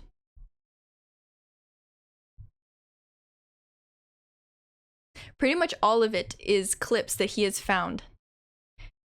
And anime memes, right? He's not going and digging through hours and hours of scrolling people's timelines to get all the visuals needed, it's not super amazingly well edited, right? It's just memes and clips, and that's not bad. There's an ad break in process. I apologize. But this shows how he's able to crank out videos in like 3 or 4 days every couple days, right? And that's a style of content. And this style of content is a way to gain a lot of traction fast, because people who are watching his stuff are looking for fast-paced, for quick 6 minutes of this very new news thing. I think I mentioned lazy before. This is not lazy. This is dedication to the grind. But if you compare this B-roll from his channel, and if we go to like J. Aubrey, who also does drama commentary, you're going to see, like, I'll just play the introduction to you. We have paid B-roll here. We have clips. I think, look at this editing. This is editing that takes a long time to do. So you can tell that J. Aubrey spends a lot of time on his videos editing, which is why it takes so long for them to come out. Like, he does like hour-long content, but you can see 3 months, 2 months, 2 weeks. He uploads about once a month because his style of video takes much longer in the editing and scripting department. These are such unsettling thumbnails. But that's why the grind of putting out content every single day or 3 times a week does not work for everybody. It depends on the niche and what your goal is.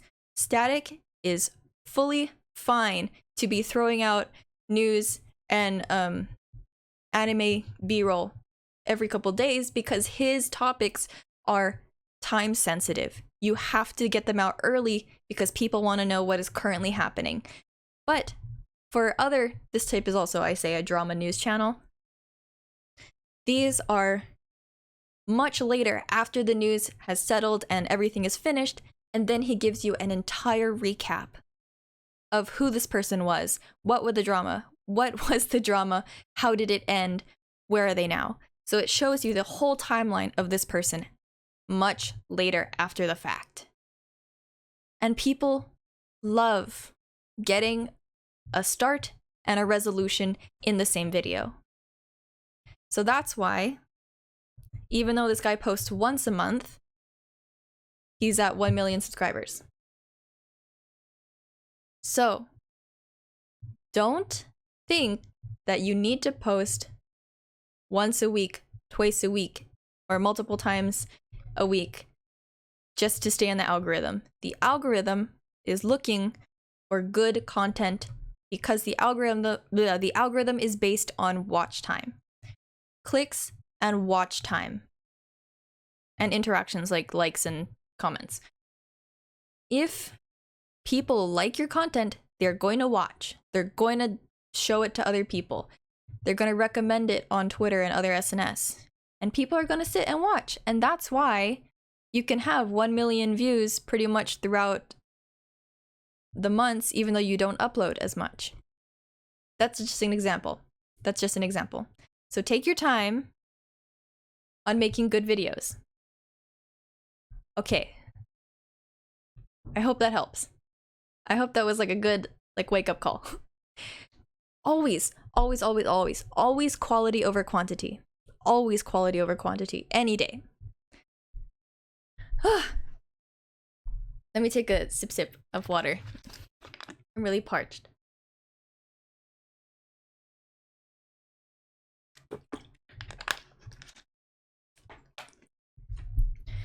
So, for inked whites type of thing, hydrate, yes. 2 videos a week? Definitely not. Please take your time on them. Please take your time. Because as a viewer, you can tell when things are rushed. You can tell when not a lot of love was put into the video.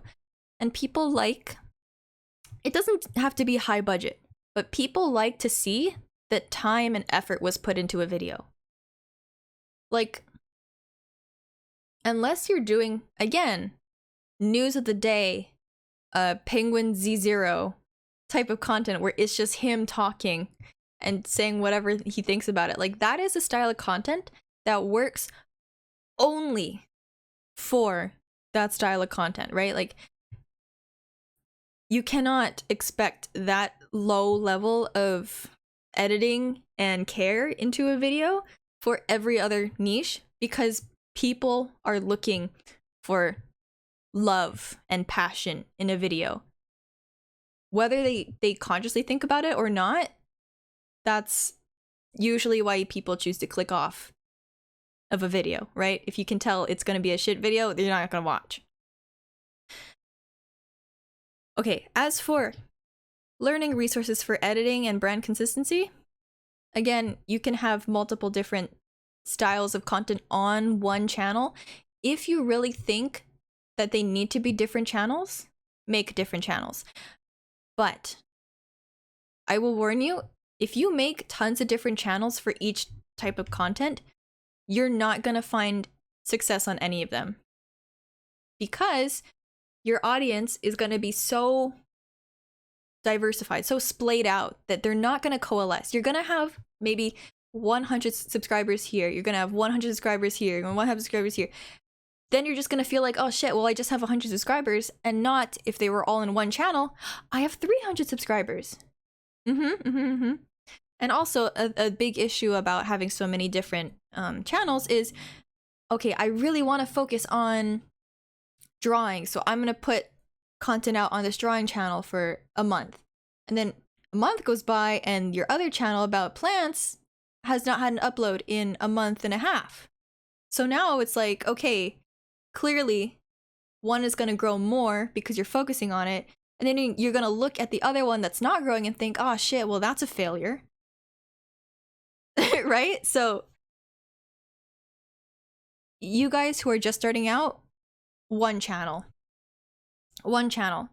plus a VOD channel if you're going to continue uploading VODs. I need to drink more water. I think having a VOD channel separate from your main content channel is probably the only reason to have a second channel. Okay. I gotta say, for learning resources, just use YouTube. There's tons and tons of OBS, of DaVinci, of how to make a good video tutorials that, again, are like 5 to 10 minutes long. They're very digestible, down to exactly what you need to know. I am not a professional editor. I edit videos incorrectly in DaVinci.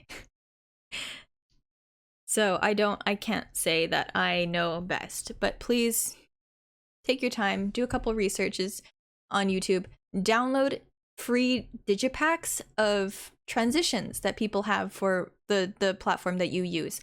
They do exist, they're free, you don't need a credit, it's very nice. What about having one channel for long form content and one for multiple, then multiple socials? What do you mean by that? Like having a YouTube channel and then having a TikTok, Twitter, and Instagram? Yeah, that's fine. I mean, today we're talking mainly about long form, and usually YouTube is the only place you upload long form content.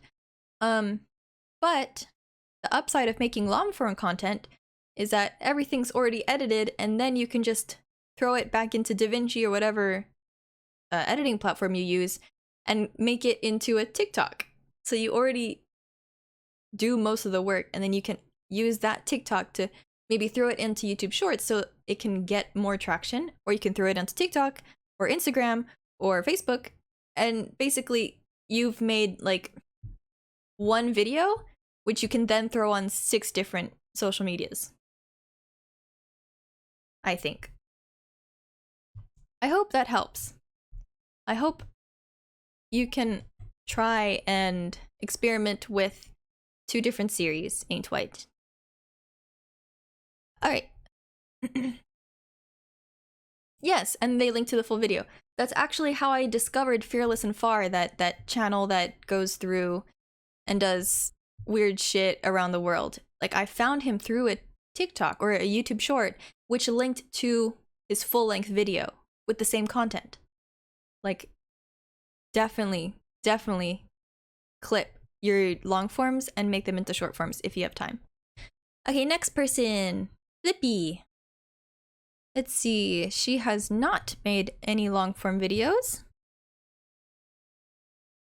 but she is interested in gaming, Zatsudan, VTuber support, video essays, music, lore, and memes. So her hobbies are Japan, anime, video games, singing, general self-improvement, and nutrition. Oh!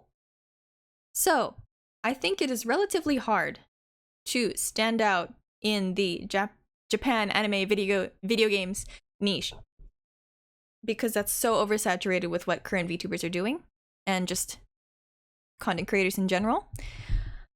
But you've listed singing, general self-improvement, and nutrition. These are things that I think not a lot of people on our side of the space have looked into. Nutrition is a big one. So what you can do is link nutrition and self-improvement with anime or with video games or with Japan. Because that way you are hitting a specific audience of, for example, not to be like, but weeaboos and video gamers tend not to be in the best physical shape, right? Or they don't have really good dieting or weightlifting or working out routines. I'm speaking about myself, quite literally, the past couple years of my life. Very, very poor health-wise, nutrition-wise. And you have seen video game companies try to market physical-based activities and games to that sort of weeaboo niche of people with like that Hatsune Miku fighting sports game, right? That you have to get up and stand and punch things in real life. So we already can see that merging self-improvement and nutrition with weeaboo anime stuff works, and people do, like play those games. Ring Fit is a good one, right? So there's already something that you can start looking at. For example, I'm going to what is it called? Fitness boxing. Miku Fitness Boxing. Like, this game already exists. And it fits because you're getting a lot of anime fans, Miku fans, right? And these people, like me, don't really get up and exercise that much. And so they've made a boxing game to try and get these weeaboos to exercise. Like, this is a niche that not a lot of people have dived into. So that is something that you can do. That is something that you can mix and merge your two interests of Japan and anime stuff with nutrition. So for example, I went on the Hatsune Miku diet for 7 days, and this is what happened. Which means, in your video, you have done this Miku fitness boxing every day for a certain amount of time every day. You have eaten leeks, like you've eaten vegetables or like whatever the Vocaloid paired food is for the week, and you can feel yourself getting better. And then, okay, this is the outcome. Maybe I didn't lose a ton of weight, but I feel like I can maintain this diet going forward. I can maintain this level of activity going forward, and then I will lose weight. Or this has made the back pain that I've had for 6 years alleviate by a little bit because I've been active and doing these things. Like, that's a type of video that you can do, which I would put this into like the challenge type of content, where you go out and you set out to do a goal, you do it for some time, and then you tell the results to the people. And that will motivate, hopefully, motivate these people who are watching it to want to exercise or to want to do self-improvement. Does that make sense? Like, that, I can totally see a good video, challenge video coming out of that.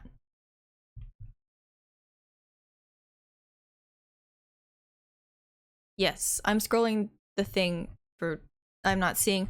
I'm scrolling this. I'm not seeing anybody post of I did the Miku fitboxing for 7 days. This is what happened. I have not seen that.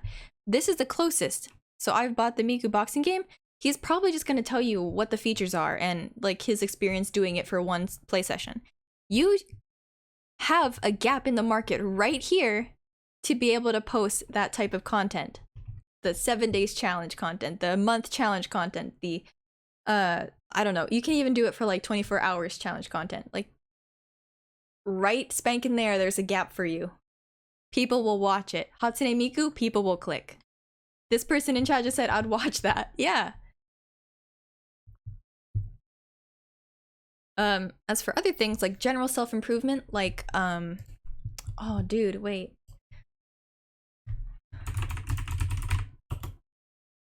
Organizing my room. There are tons of these. Yeah, there are tons and tons and tons of these type of things. And what's very... You can see that they're all very aesthetic. So this is like clean girl, college girl, cozy winter or like fall vibes aesthetics, all very pastel. And then down here is all very grungy and dark and edgy e-girl stuff. You can do that with anime stuff. Yeah, these are all super aesthetic.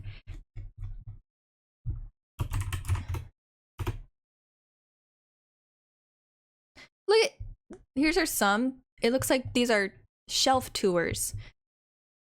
These are shelf tours, okay? What you can do is take this cleaning, sort of vacuuming and organizing stuff, and then make it like, here's all my Gojo Satoru character figurines, and you can set them on this wall. Like, people like to see this stuff. It's very aesthetic. It's very calming. You don't really need to have a commentary, right? It can be an ASMR video. And that will attract the anime fans to come watch. And it will be like, oh, this is like inspiration for how to set up a desk, for how to have like 2 monitors and a clean desk space, and you can fit these sort of figurines in the gaps. And people will try to mimic that and better their own living environment, better their own life. Because a lot of people, especially in like the college and high school age, are sort of living like Asmongold. Okay? Like, they can use this little aesthetic pep video in order to clean their room. I guarantee people do that. People see someone cleaning their room and get motivated to clean their room. So again, that's an interesting gap in the market for you to try. Okay, any questions this person had for me? Make a video about non-VTuber centered topics of YouTube. Yep. I would also inspire. So they're talking about thumbnails. Again, I would recommend looking at your competition in like the sort of niche you're in. See what thumbnails work the best. See what type of collages or single photos people use as thumbnails, and then try to make your own version of that and stand out a little bit. I am also very weak on my thumbnail game. I don't really put a lot of effort into thumbnails, but there is sort of like a way to do it, and that's just by mimicking what other people in your niche are doing. There are questions to me. Make 3 thumbnails because YouTube lets you test them now. Ah, yes, the A/B testing. I would say as a new content creator, you don't need to put in that much effort. Make 1. For now, as you're starting, make 1. Okay? In the future, if you're really starting to think, okay, my video is good, the content in my video is good, but it's not getting clicks, then you might start narrowing the issue down to thumbnail and clickability. Then I would say focus on making 3 different thumbnails. But for now, as you're starting and you've never made YouTube videos before, that is not an issue you need to focus on. Copy their homework, but change it a bit. I agree. A little bit, right? You want to stay, because, okay, I know when you're looking at this, it looks like everybody's doing the same thing and it looks so crowded. And it's like, okay, how do I stand out in this? What you're not looking at is if you go to the home page, and my homepage is going to be mainly K-pop. Do you see all of the thumbnails looking exactly the same? No. You'll see this, and this is because I clicked on the aesthetic thing before. This style of thumbnail is completely different from these other thumbnails. So you're not seeing the dozens of other thumbnails that look exactly the same when you're just looking at your homepage. This is going to stand out. This is going to stand out compared to all of these other thumbnails because that's a different niche. So that's what people are scared of, right? Standing out when you search up organizing room aesthetic. But now that I've searched up this specific term, I'm already aware that the thumbnails are going to look like this. And now my main focus within these thumbnails is looking for the exact aesthetic that I like. If I like grunge, e-girl, dark, moody aesthetic, my eye immediately goes to this one because it's dark, e-girl, moody aesthetic. But if I'm a clean girl, I'm going to look at these mainly white, minimalistic rooms. If I like cutesy things, I'm going to look for the cutesy things in the pictures. So don't be afraid to mimic the style of thumbnail that is popular in this niche. Okay, does that make sense? Yes, yes, yes. And I think I've already mentioned enough. When you're making YouTube videos, do not have VTubers in mind. The VTuber audience does not matter unless you're making VTuber specific content like Static Tokyo has done. Or like I have done. Okay, I hope that helps. Next person. Suzuki. So this person also has not made any long-form content. Let's see. She is interested in gaming, Zatsudan, education, VTuber essays, and memes. Alright, you have not given me a ton of things to work with, but you've given me a pretty decent topic. Die-hard interest, the only thing listed is history. History. Specifically, the British monarchy. So the Tudors, right? Or whatever Queen Elizabeth's line is. I personally really like learning about the Tudors because they're fucking insane. But there you go. That's a very broad topic. History, specifically the British monarchy. Have you been on TikTok? Because on TikTok, there's been this really outstanding person who's very similar in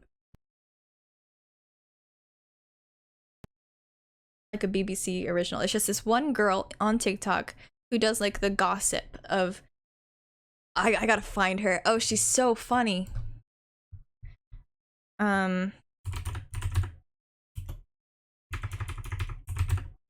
on. I don't know her name, but she's so fucking funny. Oh, how do I find her? Oh, she's so funny. She's like this British girl, and she uses a ton of British slang like minging and oh god, she's so funny. Oh, Catherine Howard. Oh, I know. That's the name of someone. Her name is... What is her name? The History Gossip. That's the name of someone. Okay, here. This girl. Oh, she makes long-form content. Look at that. But she has been popping the fuck off on TikTok. I guess not really on... Hello. Precure. I love Precure. Black and White is my favorite one. The first one. So, this girl on TikTok, she is absolutely killing it because her humor is so fantastic. We're gonna watch a little bit. If she can count, she's ready to mount, according to King Henna's. So the poster boy for gout was if leprosy didn't... If she can count, she's ready to mount, according to King Henner's. So the poster boy for Gout was on his 5th wife, aged 49, to the alleged trollop, or who I like to call a child, Catherine Howard. Catherine started off as a lady-in-waiting to notorious Minger Anne of Cleves. So when that marriage went down the shitter, he started eyeing up Catherine. He was like, I'm gonna pull you, but not in a romantic way. In a, I'm a Corsa driver picking up year 9s from school to get in the pants kind of way. So she was only 15 and Henry liked them fresh out the vag because that meant she had no opinions or experience. And the last few ones, you know, Anne Boleyn caused a bit of shit politically, but Catherine's no bother because she's in the nursery half the day reading Biff, Chip and Kipper books. Henry thought she was class because the only time she opened her mouth was in the bedroom. And another plus side is Henry's already got some scrawny little git as a son. Everything's funky fresh because there's less pressure to have a male heir. And when people told him that she'd been a bit of a sket before they got married, he genuinely couldn't believe it. And then he thought he was the victim. If she... So, like, she's great. I don't know if you could hear that very well because I cannot see how well my audio is, but she is so fantastic. She is gossipy. She's giving you that young British slang. It is just so casual. It's so gossipy, and it makes you want to listen more, being like, no fucking way he did that. How dare he? Like, there are definitely ways to make your content about history interesting and unique. So you don't have to go into that super, you know, like British humor and witty jokes type of Gossip Girl type of content, but you can definitely find a way to make it way more interesting than whatever you were taught in history class. Like, not everybody likes history, not everybody likes history class, but if you present it in a new, fresh, digestible way like that, I guarantee people are interested. Yes, you even mentioned if it's presented in an attractive manner, people want to watch. Exactly. I'm gonna drink some water.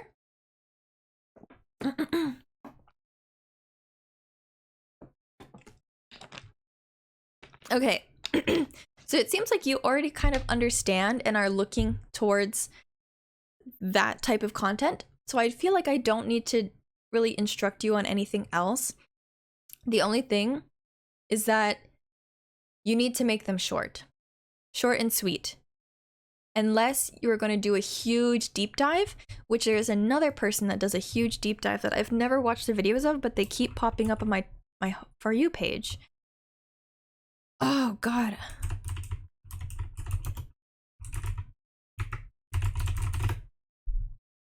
This person.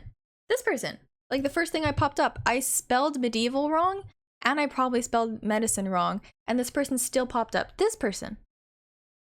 They do like 20 to 30 minute videos about history. Oh, like an hour long. Yeah, I see this person on my For You page a lot.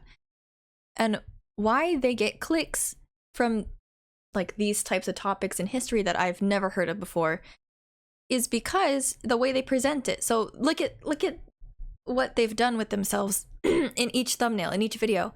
They are dressed up in historically, I want to say accurate, I hope it's accurate, historical looking clothing. They have very unique thumbnails. I'm just going to click on a random video.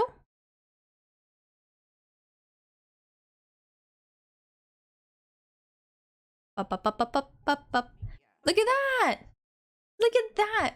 The moody, the atmosphere is so like Renaissance, right? It drags you in. So it's not like you're listening to a history professor drone on about this topic that you have to study for a test. You want to because you're being told a story. This is a story. Why is it loading like that? Yeah.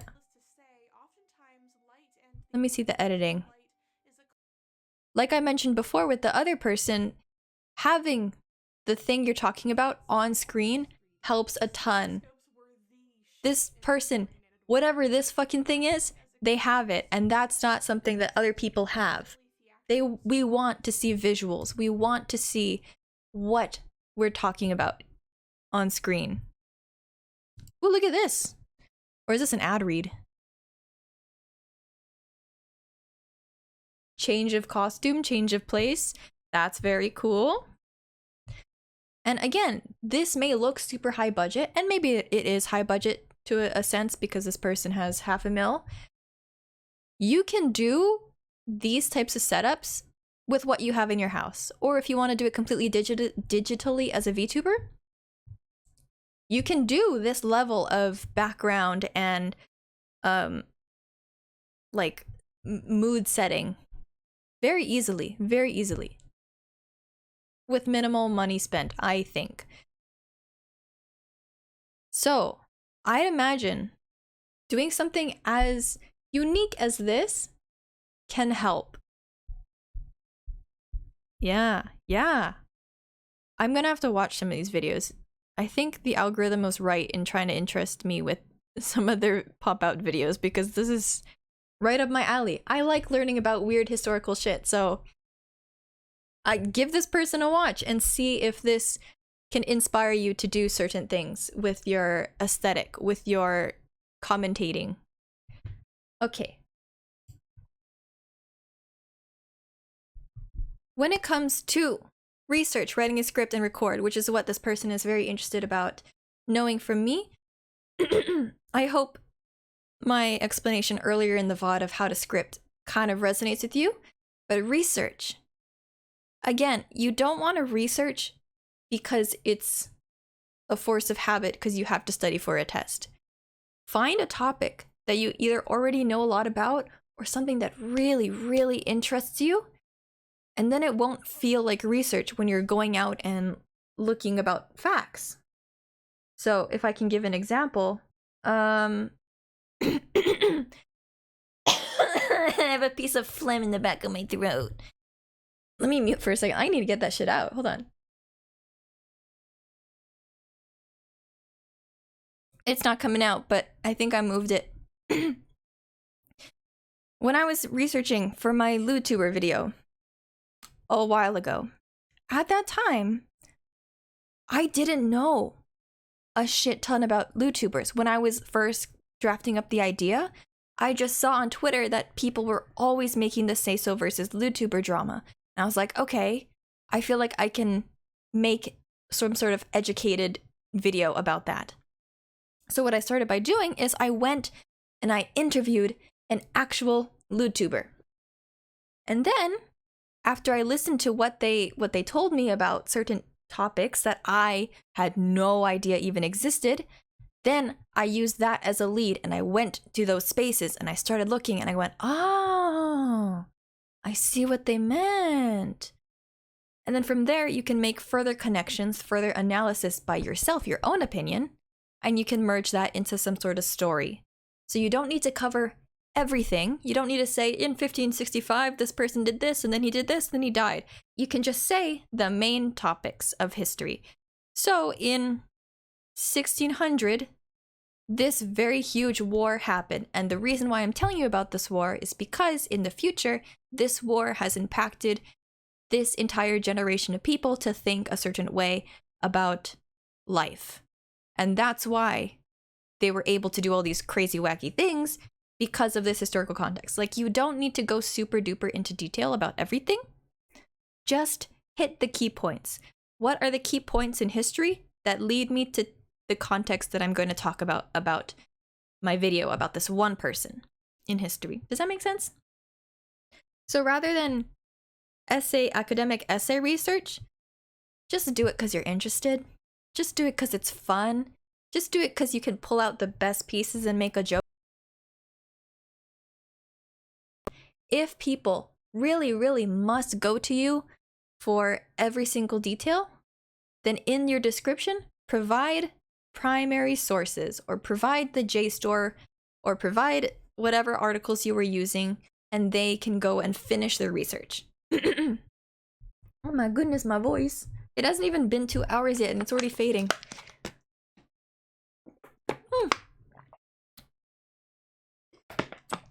Again, when it comes to recording and editing, there are millions of resources online on YouTube that are 4 minutes long, easily digestible, and you can choose which ones you want to implement into your own editing style. I recommend, if you're just starting out and you know what type of niche you're going into, watch the videos from your competition. See what style of editing they do and what works for them, and then try to mimic that. You don't have to be one for one, but if it's like a really cool thing that you find, put it into your video.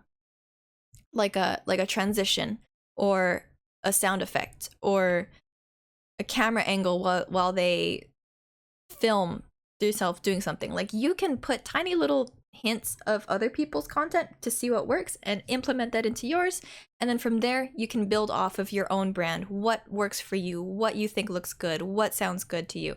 You will all do that with practice. You don't need to get everything perfect on the first video. I would say in my own content, did not get anything perfect until much farther down the line, like 6 months into making content. Then I felt that I really, really found the type of content or the type of editing that I enjoy and that works best for me. So it does take a while. It does take a while. So experiment for the first couple. Don't push yourself too hard, and then you'll keep growing naturally. So this next person, Sir Mojo, or Mojo, I assume, has also not started making content, long-form content yet. They are interested in gaming, lore, and you guys gotta help me with this. TTRPG, DM, advice, and more. What does that mean? TTRPG, DM, advice, and more. RPG, I know what that. I don't know what TT is, and I don't know what DM is, but it looks like you like gaming, lore, and advice. So, tabletop RPG dungeon master. Oh, is this Dungeons and Dragons? Okay, so you're a D&D master, I assume, or like those type of games, right? Role-playing games. Okay. Oh, if I just read a little bit further down, he says Shadow Dark and Call of Cthulhu, Star Wars lore, Batman, general game design, getting into Trench Crusade. Okay, so you have a very select type of game that I know a lot of people really enjoy, right? The tabletop D&D style games. Like Baldur's Gate has really been an eye-opener for a lot of mainstream game players to look into D&D style games. So right now, I think if you don't have to talk about Baldur's Gate in specific, but if you use that as a base to propel people to look into Call of Cthulhu, then I would recommend a comparison video of, here's what you liked in Baldur's Gate, here's the same type of thing in Call of Cthulhu or Shadow Dark. If you like this game, you will like this game. This game is very notable for this, and this, which this game that you've already played does not have, and I recommend. Like, you can do a comparison video. Like you said, lore videos, quick reviews, recommendations, how to play, advice. I would say how to play and advice could be like its own separate series of DM advice and world building. But I think if I know anything about D&D, is that a lot of people play it. D&D, DM, world building advice. I get the feeling this is a pretty well explored, yes. This is already a pretty well explored content type of how to build a D&D world. And it looks like there are dedicated creators to this thing. So I will say this might be too much of a competition for you at the moment. You can build up to this, of course, you can always make videos about this, but I feel like there are already very, very well established creators who have done most of these things. Okay, yes, let's do Call of Cthulhu. I don't know how to spell Cthulhu. It looks like I see 2, 3, 4, 5. Okay, absolutely. I would look into not Dungeons and Dragons, but other similar tabletop games, like Call of Cthulhu or the other Shadow, whatever you mentioned. Sorry, I don't know tabletop games. Those could definitely have a dedicated content creator work on doing like the 5 things you must do, or what works best for me, or my favorite campaign. I'm gonna hide my screen so I can look back at your page. Lore videos, like Star Wars lore, is way oversaturated. I think too many people have hopped on that Star Wars train. If you can find a similar series, I think Dune is also oversaturated with lore, but if there's other sci-fi, and I guarantee you there are other major sci-fi that just hasn't had that big blockbuster movie made yet, if you get into those novels early, and maybe in like a couple years, or not even a couple years, a big blockbuster movie of that novel will come out, you will already be at the start of the game, because you will have a track record of deep diving that novel or deep diving that series. That could help, especially. Let me look up Trench Crusade. Trench Crusade. I can't spell for shit. Oh my goodness.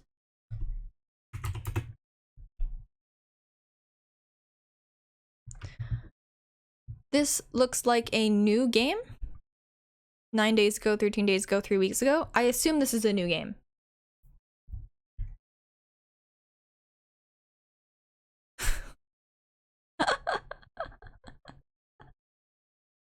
If this works on this thing, I guess you can make some sort of commentary about that. In-game lore. It looks like you're only up against... How much subs do you have? 2k subs. How much subs do you have? Almost 100k. How many subs do you have? 20k. Okay, so it looks like your only main competition is this guy. and Glue Boy. Who is Glue Boy? No, you're good. You don't have a super big competition. So what I would look for, I would look through these videos and see who your competition are. What I've looked at so far is around under 10k subs per channel, which means that they don't have the monopoly of viewers for this content, which means you have enough leeway to push yourself into this genre of lore or world building or breakdowns or whatever you want to do. And people who like this game don't have a set creator that they already are subscribed to. So you can become the creator that profits off of this game or one of the other games that you enjoy. But I feel like Star Wars and D&D, there is already very monopolized content channels for that. So it's a little bit too hard for you, or for anybody, honestly, to break into that market. You can still throw one-off videos, but I feel like it's a little bit too hard, unless you already have a big budget.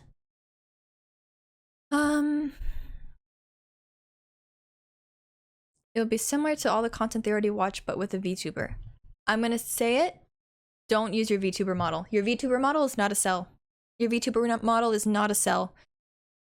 If people are looking at deep dives of lore for Call of Cthulhu, I don't know. Adding a VTuber model will not make people want to stay on the video more than a video that doesn't have a deep dive, or doesn't have a VTuber, but is a deep dive. People are going to stay on because of the deep dive content. So you need to present it in a way that makes people want to stay on your video and not someone else's. So whether that be editing, whether that be humor, whether that be like visual gags and stuff, that is what you should be focusing on in the editing part, and not whether your VTuber model is on screen or not. So again, this is a case of, oh, I really like this person's deep dive on this very niche game that not a lot of people talk about. Oh, they have a Twitch. Let's go see their Twitch. They're a VTuber. Like, have that be a surprise, not the main focus or the draw to your channel. Okay. Do you have any questions or concerns? The clickbait to originality ratio. How to stick to one topic, how to promote. Again, sticking to one topic, you don't have to. Stick to a niche. A niche.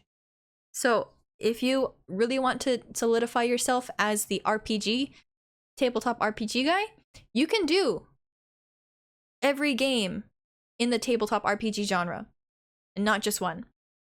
And you can do different styles of videos. Here's a vlog of me doing the world building behind the scenes as a DM. Here's a vlog of the funniest moments that happened in my campaign. Or here's the campaign, and here's the campaign with animations to show what's happening as characters. You know, like the fucking Critical Role. There's a lot of different content styles you can do in this niche. For clickbait, I'm gonna be honest, for this style of content, there's not a lot of clickbait to be had. Just make an interesting title that relates to the content you're going to present. You don't need to say clickbait is mainly used for surprise, right? And that's like a TikTok type of surprise. Like, this person did what after I told him he's ugly? Like, you don't need a clickbait for this type of thing.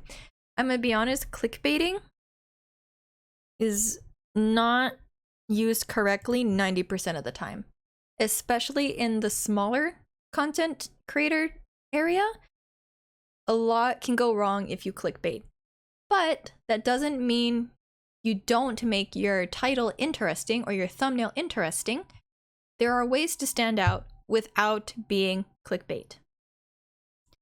If I can bring an example in, I was actually just watching a video earlier from a friend who I'm not going to name, this is going to be very anonymous, and they were asking for feedback. And I looked at the title and I looked at the thumbnail, and they were banger. They were really good thumbnail and title, but then when I watched the video, it had nothing to do with the thumbnail and title. Or very, very, very little to do with the thumbnail and title. So it made me, as a viewer, be like, well, shit, I just wasted like however many minutes I spent watching this video because that's not what I was clicking in to see. So you don't want the viewer to be really interested in this thumbnail, and you click it and it's, oh, well, that's not what I wanted to see. Like, you really don't want that reaction. So definitely interesting title, interesting content that follows the title, happy viewer. Okay? Not clickbait. Okay? No clickbait. Okay, next we have Huskin. Okay, he's in chat. Also has not made any long-form content, but he's interested in gaming, education, lore, and memes. Okay, let's see. Wait, hold on. Oh, you filled out you filled out the wrong portion? No. Wait, you have made long-form content then, if you filled out this part.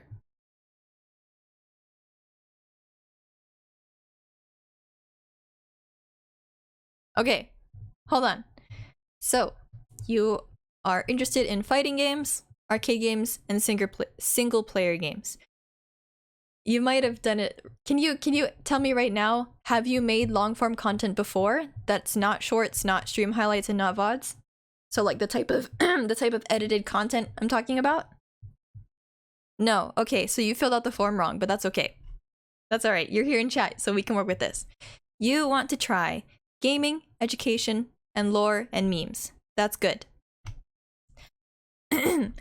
What are your super diehard games or style of games you're interested in? Like, some people really love Genshin. Yeah, like what fighting games? Like Tekken, or like old school, what the fuck is that one called? Street Fighter? Slides, pile of Let's Play videos out of sight.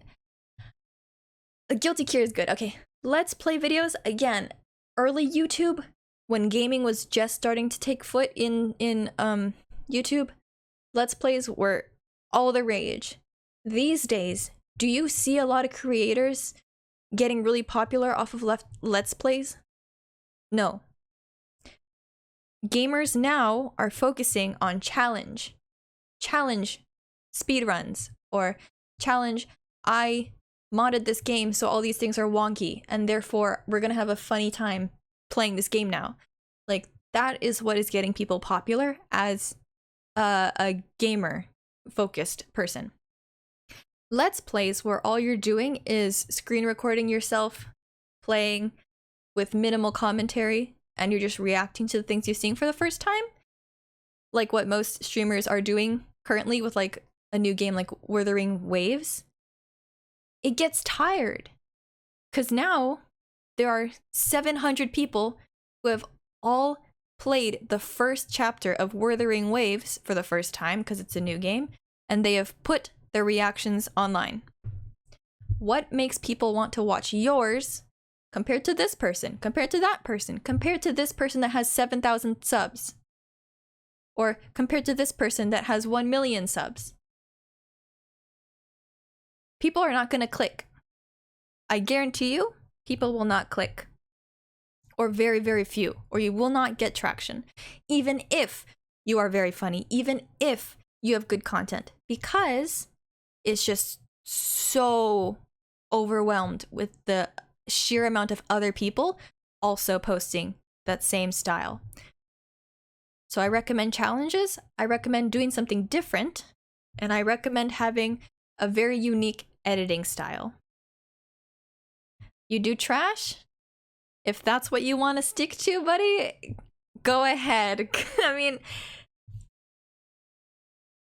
it's up to you how you want to make your content. I'm just trying to help. Okay, so for Huskin, Guilty Gear, I don't know what MK is. Oh, Mortal Kombat. I do know what that is. Mortal Kombat. Okay, so those, again, are very popular, well-liked games. But what I do know about Guilty Gear is it just had a revamp, right? A new game just came out, and one of the very most beloved characters, who was like the femboy of the nation 10 years ago, is now a trans woman. And so there's been major updates with the times. Bridget, right? So what you can do is, instead of just showing the fighting, you can do like a lore drop. Or you can do, here's the changes, and I'm going to tell you why these changes have happened. What has pushed people to make these changes, and why that's a good decision or why that's a bad decision. It's entirely up to you. Because I feel like, yeah, Guilty Gear. I fucking can't spell. Bridget.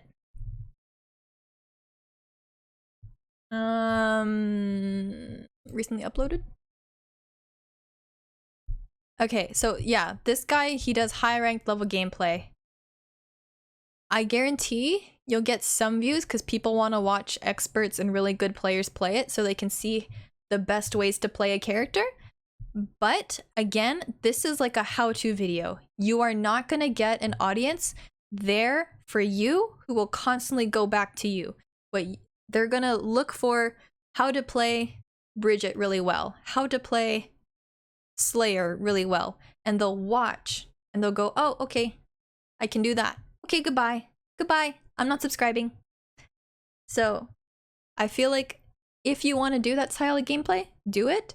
But you should also have a series on like lore or the differences of then and now. I'm not seeing any deep dives. I'm not seeing any deep dives?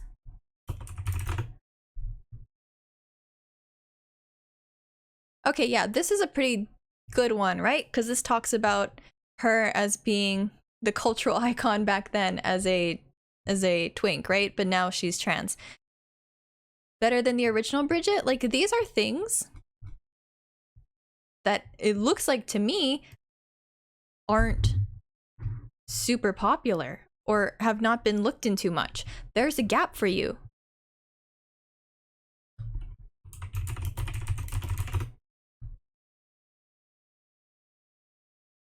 Okay, like, you can do this sort of stuff, but it looks like for the majority of people, I see 1 video, I see 2 video, I see 3 video 3 years ago. So most recently on their recent game, I see 2 videos. 3 videos. There you go. There are not a ton of people doing the deep dives or doing the lore breakdowns. Okay, you're a pretty well-liked channel, but I feel like there's a lot for you to pick up in this niche. And if I do Mortal Kombat. When I was a kid, I used to look up Mortal Kombat finisher compilations just to watch how bloody they were. I've never played the game.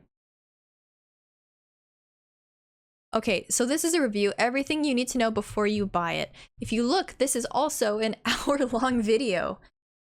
You know what you can do? You can do the same exact type of content, but make it 5 minutes. And I guarantee you're gonna have a lot of views because people want to know if you have an sort of higher education level of opinion to the average viewer. They want a 5-minute short, sweet video with a lot of information rather than a 1 hour long video. Could I include sort of content for other fighting games? Maybe more niche games? Of course, of course, of course. So one thing, okay. I'm gonna show, I really like the game Phasmophobia. And of course, everybody has played Phasmophobia. Oh, he's live right now. Everybody has played Phasmophobia before. But there's not a ton of people who are just dedicated players. And all this guy does is play Phasmophobia. This guy is a Phasmophobia pro. He has played it so much to the point where his voice is used in the actual game and the devs recognize him. So obviously this is just gameplay, but what people click on his videos for is to see how a very experienced high-ranked player can recognize a ghost through just their footsteps from a hiding place, or he teaches you how to loop around the objects in the room to avoid the ghost getting you. And that's why people click on his videos. God, he uploads too much, but way low down here when I first found him, I binge all his videos. Way low down there, he used to do videos titled like how to catch a ghost, how to tell a ghost. So he was doing like semi-tutorial, but also showing you the full gameplay of how he's able to distinguish, you know? And it made the game a lot less scary for me. And Phasmophobia is, again, a game a lot of people have played before, but nobody is like fully invested as a content creator for this game. So if you want to look into maybe not a Mortal Kombat, but any...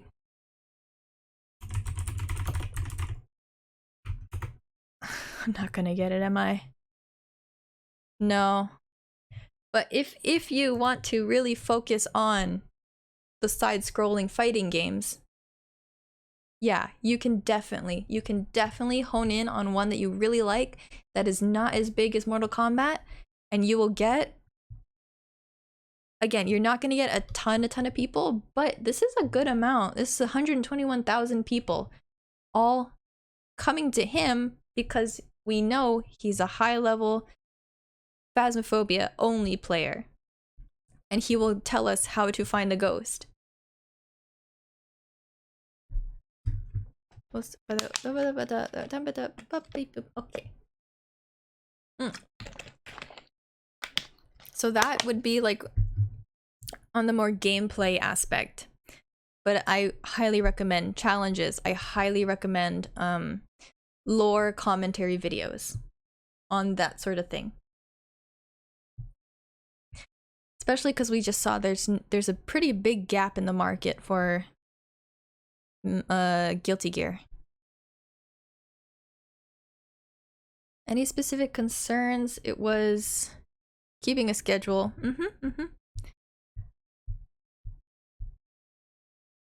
There you go. Okay, I'm gonna look at, can I watch your videos? So you've linked your best video.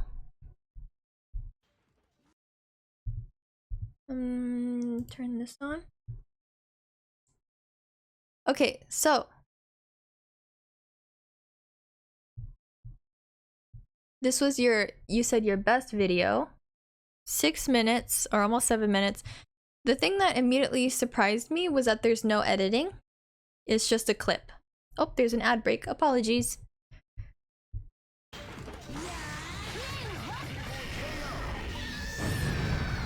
Okay, there's some editing.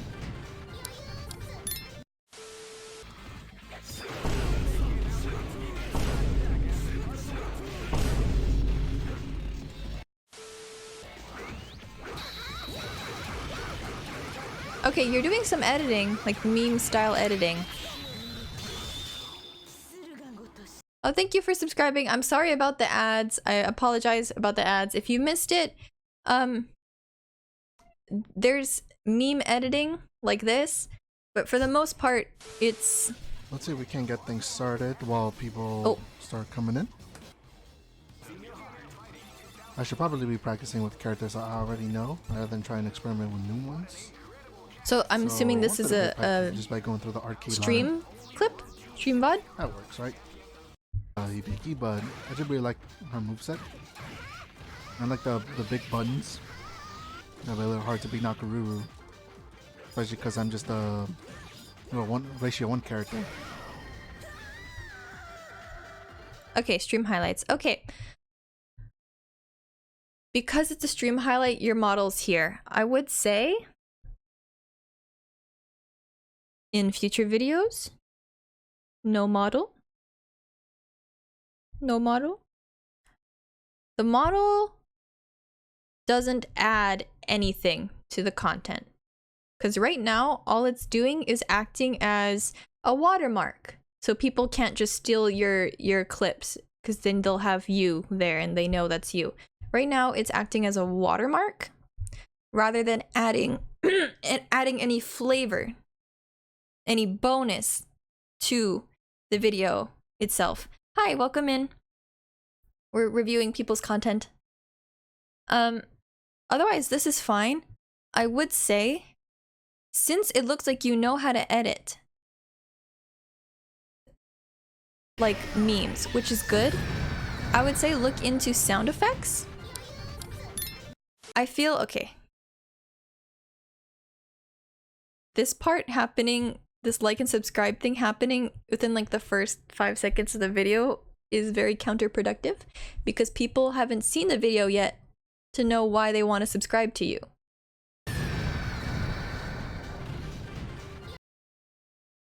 I personally, I do not like this happening 7 seconds into the start of the video. This could go later or somewhere over here if you must have it in. But you need to give a reason why people will like and subscribe. You need to show them a good content and then tell them, oh yeah, by the way, if you like that, here's a little nudge if you didn't do it already, hee hee. So maybe not at the very beginning. This part, I don't know if it's because there's no context for me because I've never played this game before, but I just genuinely don't understand what's happening. I feel like you can add like a story, some sort of, we start at point A and we're progressing through this chapter or this story in the game, and we're gonna have meme edits to help the story flow. So you want context-based edits and context-based humor.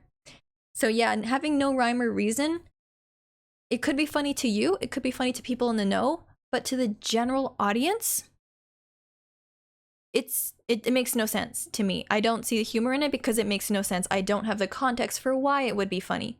So with humor, okay, we're gonna get a little bit in depth. If you've talked to any comedian or, you know, stand-up, someone who makes comedy for a living or a job, you're gonna find that people need to have a certain level of context. Context is what makes a joke funny. So if you just say ah ha ha blah, blah, blah, blah, and you say this joke like this on screen, to you, because you understand all the history and jokes and lore behind that, you find it funny.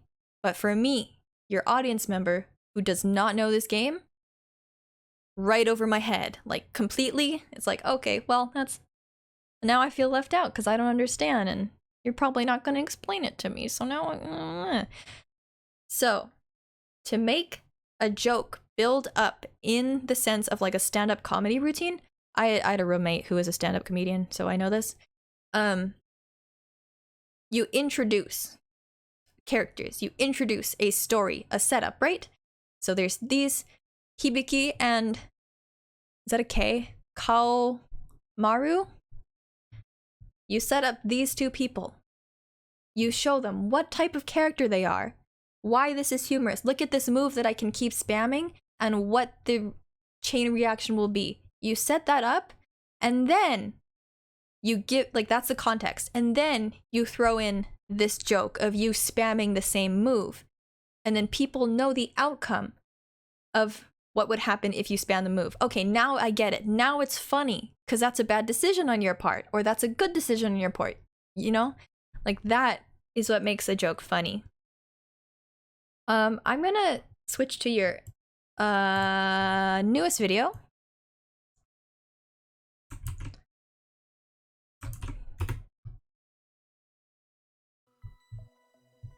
Ooh, editing. Editing is good. And then it's a stream VOD. And then it's a stream VOD again. Forgot my mic was turned off. Sorry about that, y'all. But this game fucking rules. The music, voice acting, bro, art direction, everything. This game is cinema, basically. Okay, so you're giving your opinions on it, and I'm sure if you've played the game before, you can give like a proper explanation of what's going on. That's good. The commentary is good. Just, it's a stream VOD, so it's awkward because you have your follower goal at the bottom and you have an empty chat box on the side. So me, as someone coming in wanting to watch Metal Gear Solid gameplay, I look at this and I go, oh, okay, well, there's not a lot happening. Like, this person does not have a chat. And also, the game is just very small in comparison. Like, your model is bigger. Hold on. I measured it with my hand. Your model is bigger than the size of the screen. So again, your model is not the focus and should never be the focus. Clips are fine, but if you're gonna go and edit and make content that you want to expand to a further audience of people who want to watch Metal Gear Solid videos, you need to have Metal Gear Solid to be the main focus. Not your VTuber on the side, not the chat box on the side. And it looks like, oh, we have a little bit of memes. But for the most part, it's just gameplay. Okay. I would say good on you for making clips in the first place. Like, actually, good on you for starting. Now, what you should do is film off stream without your model, if possible, and then make that into a digestible video using this gameplay that you have as B-roll for a changed commentary or deep dive video. So make it, film this and then film more, write your script, do that, and then edit. You can edit memes in there. Memes work, but you have to give a reason for people to click. If you just say, here's Metal Gear Solid gameplay, if I do this, if I type in Metal Gear Solid, you can see already the first things that pop up aren't gameplay. But if I type in Metal Gear Solid gameplay, again, I'm getting a walkthrough video, and the no commentary doesn't matter because people are clicking because they're stuck on a level and they need help, so they're gonna watch a walkthrough. Other than that, walkthroughs, trailer, aggressive gameplay. Like, I'm not seeing gameplay of people just playing the game for the first time and not it being a walkthrough. Like, this looks like walkthrough, walkthrough, walkthrough, walkthrough, walkthrough. Here's a playtest. If I look at this guy, whoa. Blind playthrough. So this is already a guy who, again, shut up. Shut up. Yeah, this is a guy who's been doing playthroughs for 10 years. So he's already built his brand on doing playthroughs at the time when playthroughs were huge. That bald head is already drawing you in. There you go. But if you look at his most recent videos, his blind playthroughs, they're not getting tons and tons of views, and he's uploading every day, or pretty much. For 65,000 subscribers to only get 2K, 3K views, that just further proves that right now, blind gameplay, or just you reacting to the game, is not what people are looking at. People are looking at challenges, people are looking at commentary, people are looking at deep dives and lore. So even though this guy's been on the grind since 2012, if I look at his most popular, they're probably from a long time ago. I don't count that. That's just a tiny clip. These are from 2 years ago. And it's a very, very popular game. Dark Souls, very, very popular game. Portal. Dark Souls, Portal, Dark Souls, Dark Souls. This was at a time when people really, really wanted to consume every Dark Souls content creator out there.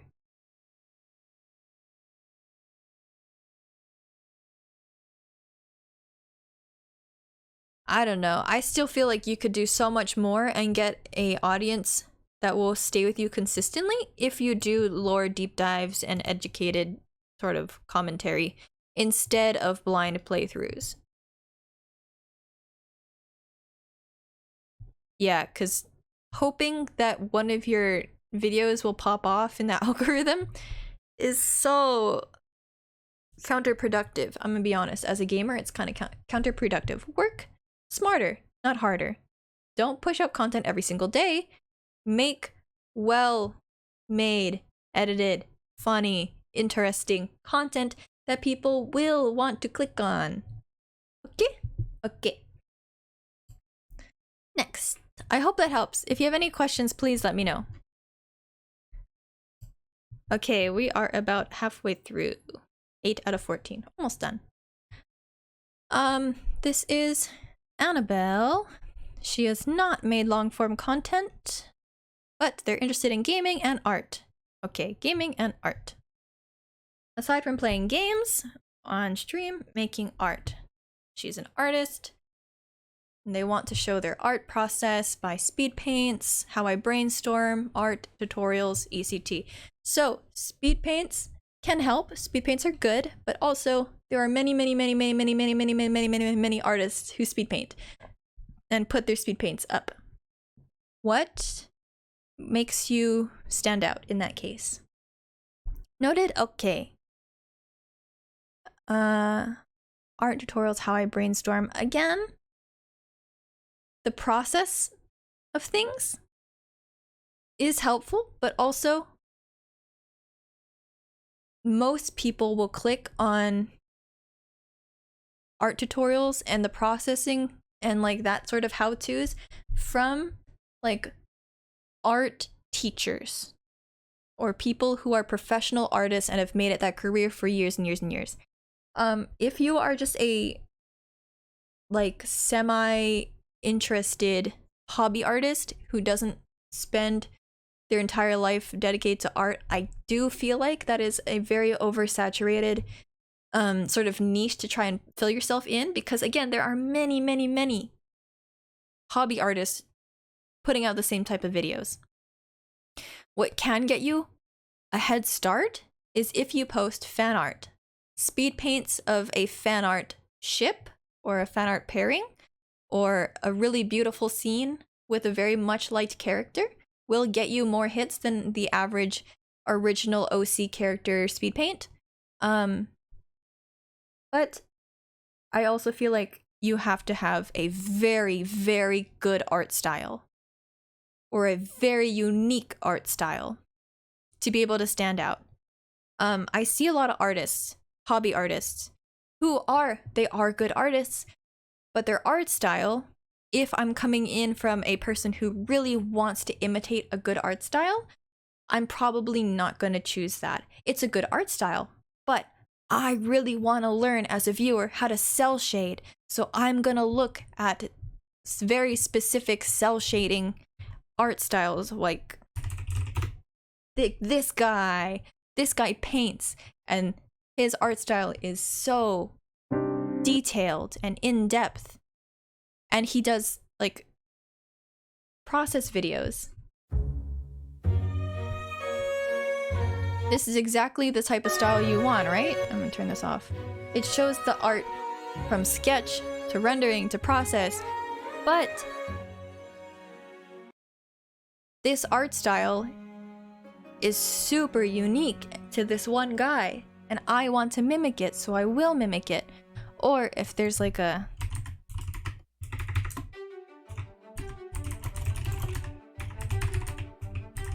Has Been Hotel speed paint, very, very unique art styles.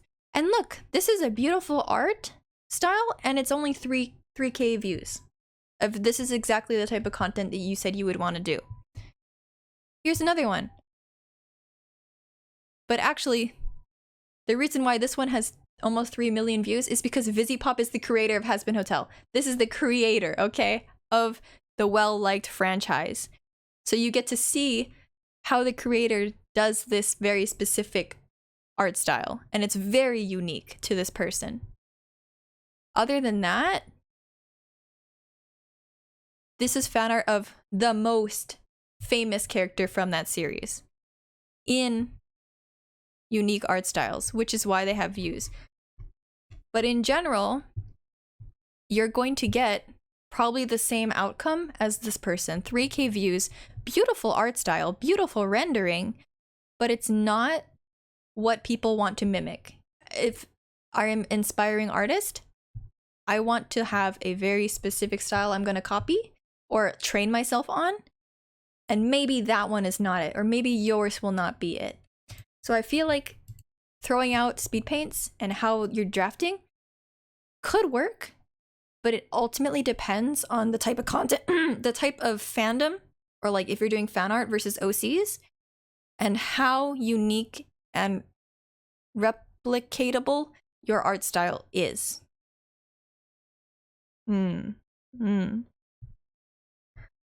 Longer Drawn With Me videos, you can do, again, I showed him Reno, which is the girl that oh god, I can't spell for shit. Him? Reno. Wow, shit, what the fuck? Hi, thank you. Thanks. I appreciate that. Aw. I really don't expect subs. Please, I thank you.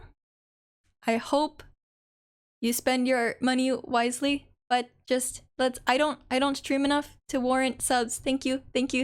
But let's not thank you. If we go back to what I was talking about. Him Reno, very, very talented artist. And what she likes to do is do paint with me's. But she does stream more. No. She does like full visual, like real canvas, artistic aesthetic shots like this. So you'll have to put in a lot of effort to get to this level to get people to want to watch. Which is absolutely. Wait, so this is her painting process, right? She's shown, this is my Pinterest mood board. This is me starting on the sketch. This is a real life. And if I turn the volume up, she's narrating. To that, a good obsession, so that is good. And he described this painting that she had liquid eyes, and I thought it was the most beautiful way to talk about this painting. Okay, so she kind of does unscripted things for her commentary. But you can see this is an aesthetic, beautiful video in itself, along with the art. The art helps, but just the angle, this, her hand coming in, that is all adding to the aesthetic and beauty of this video. So it's not only the art, but also how it's set up, which is why it works, which is why people like this moody setting. You carry me on random outside streams? All right, I mean, thank you. I need to do another one, but it's so friggin' hot lately. I saw a video when I was looking, yeah, she does outside vlogs too. Look how aesthetically pleasing this is, and she hasn't even started her art process yet. Like, you can do this as a VTuber or as a faceless content creator. You can do this as well, and then just hide your face in post.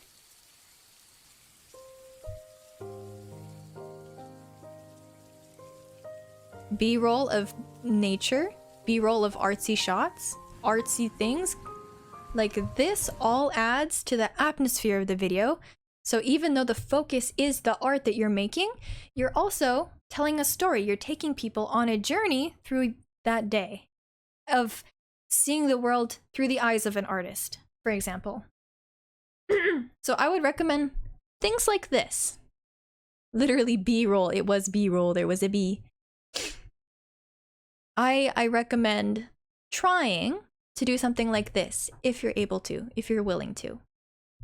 Over OC art, speed paints and stuff, mood boards. You can try. You can definitely have different series. You can have a how-to series, and you can have a vlog aesthetic painting with me series. They both work, but I want you to test to see which one gets the most eyes, which one feels the best for you, and then push more into that if it works. It's like those outdoor cooking videos. Yeah, instead of a dog, it's a bird here. Like those Chinese TikTok videos. I was talking about those earlier too, how they completely popped off because people like looking at aesthetics. They like feeling calm, serene, or they like seeing the world through someone else's eyes. Because I know to you, or to like the average maybe American or wherever country you're from, the world looks a certain way, exists in a certain way. Visual ASMR, exactly. But, for example, me, I was born and raised in Hawaii. To me, Hawaii is a very normal thing. Being able to look in any direction and see the ocean and beautiful mountains, very, very normal thing for me.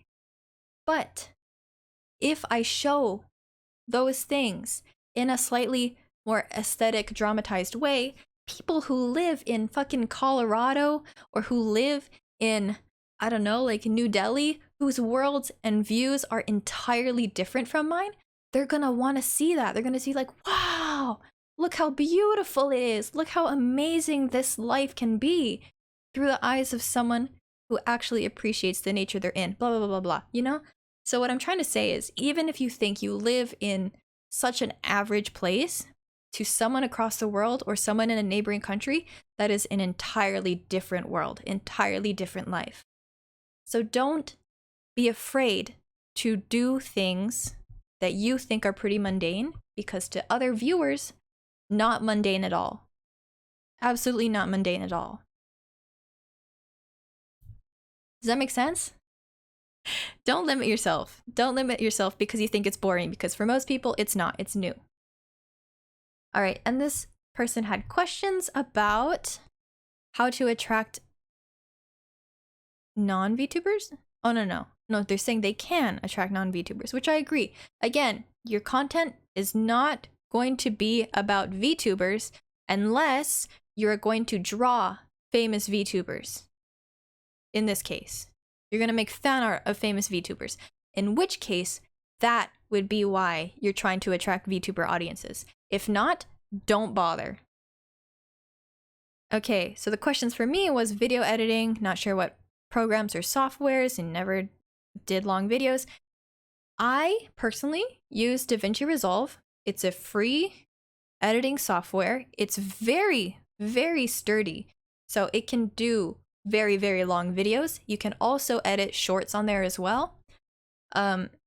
It can green screen. It can do all these really cool audio and distortion things. There's a lot of presets that you can use. It looks scary. When you open the program for the first time, it looks very intimidating. But again, YouTube has tons of tutorials. All you need to do is look for a very specific, how do I green screen in DaVinci? And it will tell you in 3 minutes. Spam Control S? Haha, I don't. I leave my computer running with it on for like days sometimes when I'm not finished editing. But like, there's a lot of resources for you. And again, I've said this for a different person. Find someone in your niche who's doing it well. Look at what style of editing they're using, or what sound effects or what visual like transitions, and then just Google interesting or fun transitions for DaVinci Resolve 17. And then you'll get a bunch of free packages, or maybe like $1 packages of customized transitions that aren't just the presets, which you can use to make higher quality looking videos, higher sounding videos. OBS as well. So I am definitely not the expert. There are other much more better creators who know how to work OBS, who know how to work VTube Studio, who know how to work DaVinci Resolve much better than I do. Trust them, not me. DaVinci Resolve is a very reliable video. Yes, yes.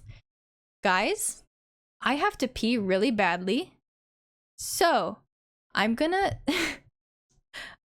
put us on the loading screen as I go pee. I hope you guys don't mind. Or like, give me like 1 minute. Talk amongst yourself. If you have any questions, now would be the time to leave them for me. I will check them when I get back.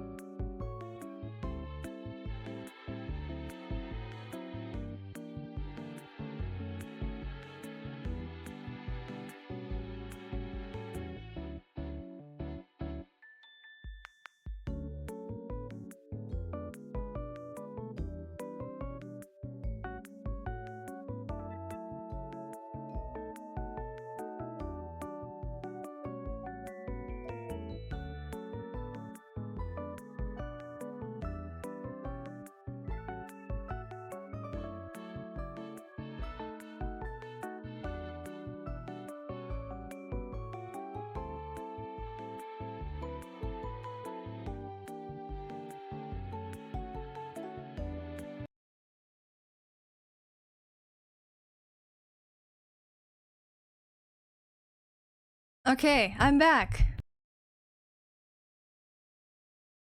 Okay. So, we are on to a new person. There's no questions? You guys are all good? Okay. I was just drinking a lot of water. It's really hot. It's really, really hot in Japan right now. Like if I go outside, I feel like I'm in an oven, and it's in my own house. Like my AC is on full blast right now.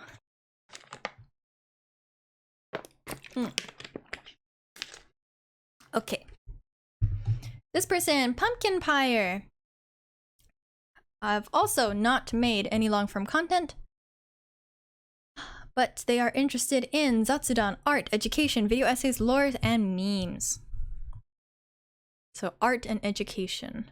They like tabletop games, literature, media analysis, and niche history. Niche history is probably not a good thing, but I mean, history is good. Niche history, maybe not so much. We'll see. They want to try video reviews, table readings of books whose copyright has expired. Okay, very interesting. Brief videos talking about the oddball facts I inexplicably know. Okay, so those are all very different subjects and very different niches that you could go.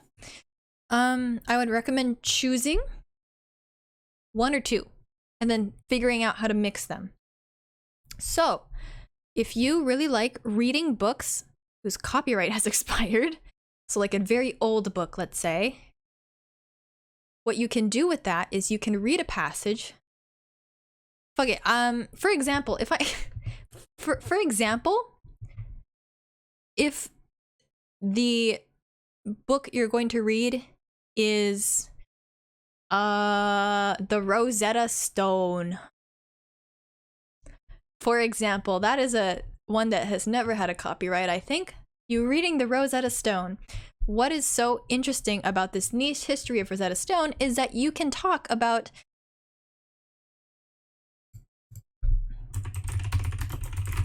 what is written on the Rosetta Stone? Translation? Hold on. I don't know why I chose this topic. Okay. What is inscribed in the Rosetta Stone is talking about the conquest of Egypt. I'm looking at this. The conquest of Egypt. So now what you can do is you read a passage and you go, so this is what they're talking about in the Rosetta Stone. They're talking about this conquest by this Ptolemy pharaoh and this Roman person and this Greek person and this is this and this and this is the history of this very niche topic, classics. And then I'll read a little bit more. The first is the higher of and that means because of this thing. Did you know that in the far future there's a play from Shakespeare who actually talks about this specific time period, about this specific character that is also important in the history of this specific Rosetta Stone piece? Like, you can connect all these different moments in history and put them together to make sense and give context to this text or this novel that you are reading. What's another one? I was in a Gothic history course in college, and there was a Gothic book that I read. The House with 8 Gables or something like that. 7 Gables?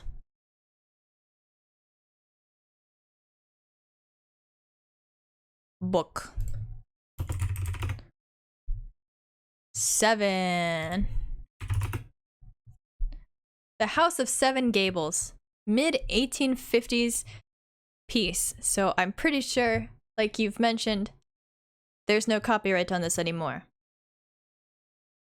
So the story is about this old woman, I think, I don't even remember, who lives in this really old house, and she's grumpy and frumpy, and she runs like a little general store out of like one of the side doors over here. And it's just her story of existing as a person in this time period. And it's honestly a very fucking boring book, and I had to read it and I had to write an essay on it, and I don't remember anymore. But you can talk about, okay, here are notable things that authors in the mid-50s Gothic era want to talk about, want to express. This is their livelihood and life for them. And so now I'm going to recontext this for you as a learning moment. So the Gothic period of novels was a time where women authors were just starting to get footholds in the author industry, and this is the type of life that they were living. These are the type of feelings that they had. Ouch! And now if you want to watch movies that are based around this time period, like Little Women, I think, you can see how that type of lifestyle exists in the same context, and now it's a blah blah blah blah blah blah. So those are things that you can do for videos that talk about niche history. That's the niche history.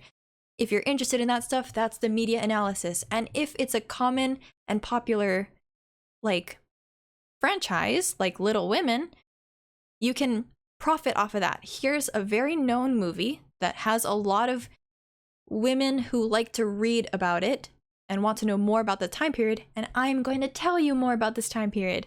How's this? How's this? How's this? And thank you. If you can fit tabletop games, I guess D&D, for example, right? You will have a D&D campaign in this type of time period. Here's how to make it accurate to the time period. Or if it's not fantastical, right? If you're doing like a Gothic era style campaign, here's the things that you should keep in mind. Here's the history, here's the lore and the feelings of women in the time period. So now you can go and make a more dedicated, accurate, in-depth world building for your own little campaign. Have fun. Does that make sense? Like, that's just the things that I can think of off the top of my head. I don't know a lot about book talk or like book YouTube to know what's popular. I love Drew Gooden. He's so cool. There's one guy that, this guy, Jack Edwards. I used to watch him a lot when I was taking that Gothic book course. This guy's whole brand is book reviews and talking about the content and context of which a book is made. So basically what I was saying, this is the lived experience of these women in this specific time period, and I'm going to share that with you. And I'm going to share which books have similar themes, which books you can learn more about this, da da da da da. So he's living in Seoul now? Last time I was looking at his content, he was living in France. And he's British. Dude.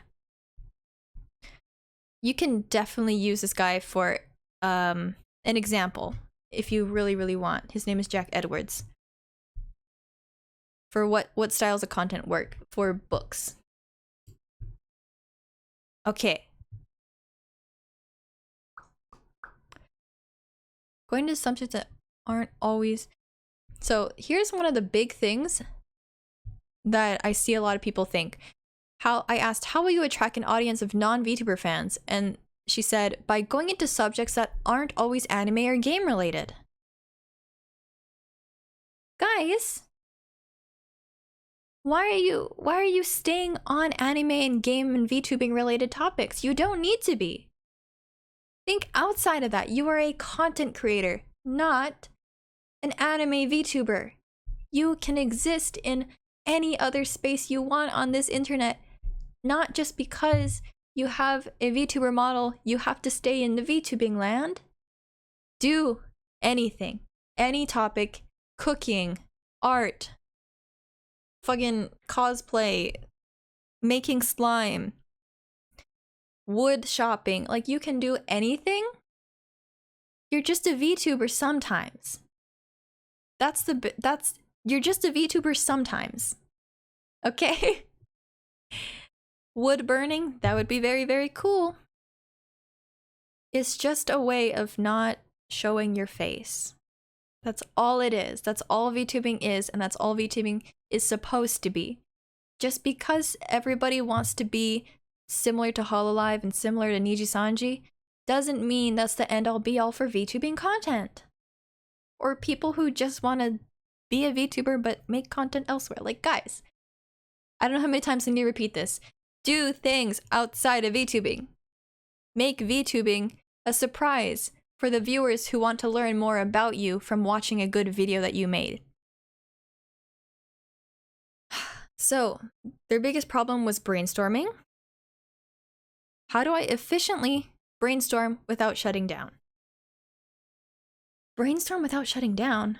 So, the one key point that every content creator should have is passion. I want their budget too. That'd be very nice. You should have passion. You don't need to have a passion for editing, because trust me, I do not. But if you have a passion for telling a story, for showing a cool craft that you made, then that passion should catapult the majority of your content forward, the majority of your brainstorming forward. I mean, staff would be nice too, but you know, I'm fine as myself.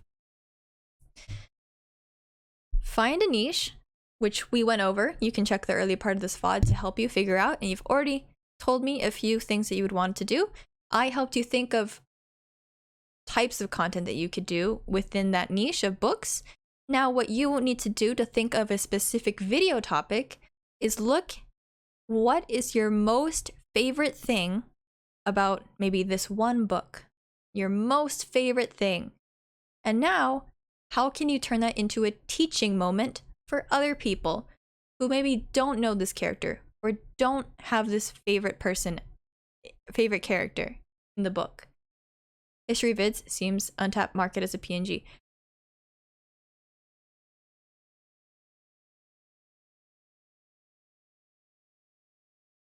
So, it could be an untapped market as a VTuber, but you're not competing against VTubers. You're competing against every other YouTuber on the platform. Real life, PNG, VTuber otherwise. So history vids are not an untapped market. They are a very, very well reviewed section of the internet. You need to stand out in the quality of your videos and the pointedness of your videos. So right now, people really want to see challenges or learn something new, something shocking, something interesting. So,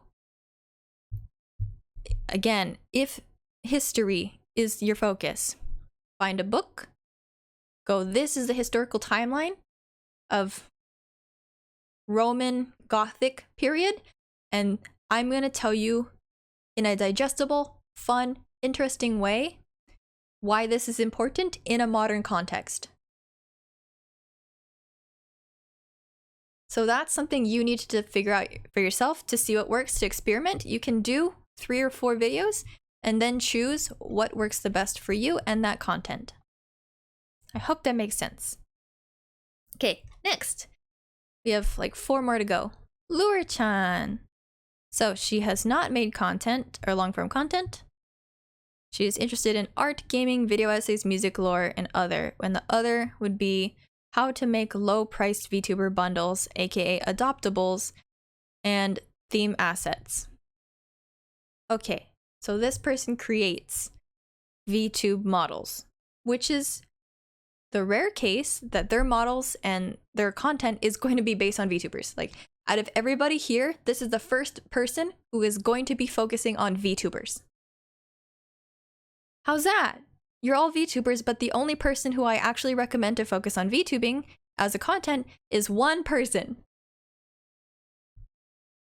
So they want to, or they like to draw, animate, sing, and try new things, but that's not really a thing. So how can you use these hobbies? For them, they said drawing. She says, I don't know if I'm qualified to offer any sort of advice when it comes to drawing. Art is in the eye of the beholder. I agree, but also have confidence. Especially if you're going to make adoptables and VTuber PNGs and stuff. I feel like you already have a sense of, again, higher level of understanding than the average person. So you can draw and you can say, okay, here is how to draw a PNG, which can later be used to rig on very basic VTube or PNG moving things, like animated things. So like they bob like this, because I think you still have to do layer separation for PNGs in order to have that bobbing effect. So you can say, this is how you do it, or here's an important lesson for those who have a PNG that was not cut for this, and I'm going to show you how to fix those areas when you cut the model into different parts. Like, I feel like that's a video that people need to see. animation. I can animate and short stories. You could, but again, you want to focus on one specific thing, which is VTubing how-tos or VTubing related art. So you probably don't want to animate stories you tell on stream. You could animate, you can go, here's how to animate here's how to animate a VTuber thing. Or ever wonder how these VTuber clip channels can make these short little OBS skits with the PNGs hopping around? Here's how to do that. And if you want to be a little bit more in-depth, here's how to draw that types of thing. Singing, already have 4 songs written up. Oh, you make your own songs? That's cool. That is not a long form video though, I feel like. Unless you do like a cover, which I think covers don't count as long form videos because that's music. Like for right now, we're talking about content people watch in order to gain something from. I think that's like the goal for right now. New things. I shelter myself a lot from trying things. So she wants to do new stuff. For example, VTuber plays with slime for the first time and panics. So again, you don't want to brand yourself as VTuber does this, VTuber does that, because the goal of your content is not I'm a VTuber, I'm a VTuber, I'm a VTuber. It's I'm a VTuber and I know how to make VTuber models and VTuber PNGs. So let me use my knowledge to show you how to do that. Or animation. I am an artist, I know how to animate, and my interest right now is VTubers, so I am going to show you how to animate VTubers. But it's not VTuber plays slime for the first time, hee hee haha. You're not gonna get a big audience of people outside of VTubing to watch you. The goal is to get people outside of VTubing to watch your content, not circle yourself in with only VTubers. And I mean only VTubers as in not VTuber fans, but VTubers themselves. Because they think, this person has started their YouTube journey as a VTuber, I'm a VTuber, and I want to start my YouTube journey, so let me watch this. Oh, I see, this is a clip of a VOD from a stream that they did as a VTuber, so therefore, I'm gonna do that. And then you just make everything worse because you make everybody assume that's the correct thing and the only thing VTubers can do for content, which is not at all true. So please try to step away from your content being focused around VTubers. Try other things. Okay? Okay.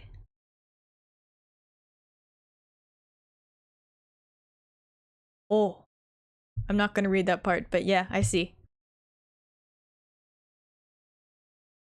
Well, yeah, okay. I know my biggest problem is my nerves, but a part of me is also wondering how I can make my videos more entertaining with a bunch of music sound effects. Okay, so they're wondering how to make their editing style more engaging and fun and interesting. The thing is, depending on the style of content, you don't need to be funny and you don't need to be throwing a bunch of sound effects in. There's definitely a certain type of content that profits and benefits off of that type of funny humor, which would be like Static Tokyo, Toledo.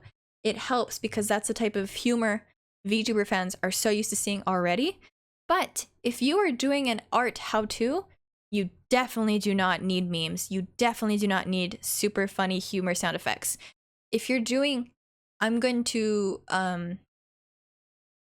show you how to do something, you don't need that. But if you want to focus on your own personal humor, there are ways to add in your own personal humor into videos, into more educational videos and commentary videos, like myself. Like if you watch some of my older videos, they're commentary videos talking about a very specific topic that's not me, but I am able to show my humor in there because of either visual gags or the way I script my videos to add little jokes in there. And then the viewer, although the topic of the video is not focused on me, they are able to see what type of person I am and what type of humor I have. And they might be drawn to that. They might like that. So they're going to be more likely to come back to my channel to watch what other interesting educational commentary video I have about whatever other topic.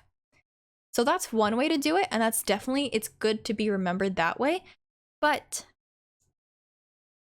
that's like a side thing. The main focus of your content or video, at least for this person, is to be a how-to or a show you or a vlog or a educational style topic. So I think focus on that first, and then figure out how to start implementing your funny hee ha-has or how charismatic you are into your script as you go. Does that make sense? It's a little bit difficult to explain all at once, but I think if you watch the beginning portion of it, at least this VOD, you will start to understand more of what I'm trying to express with your part. Okay, next person. I don't know how to pronounce your name. Vias? Vias? So this person has made long-form content before. Travel content. That's all they said, travel content. And they do education, VTuber support, travel, and video essays. What are they struggling with? I think I'm struggling to find a topic that really interests the viewer and how to title my videos. My content is primarily about me and my adventures. Pacing issues. Okay, yeah, pacing issues you can improve over time. How can I make these videos more intriguing to click on? Well, let's find out.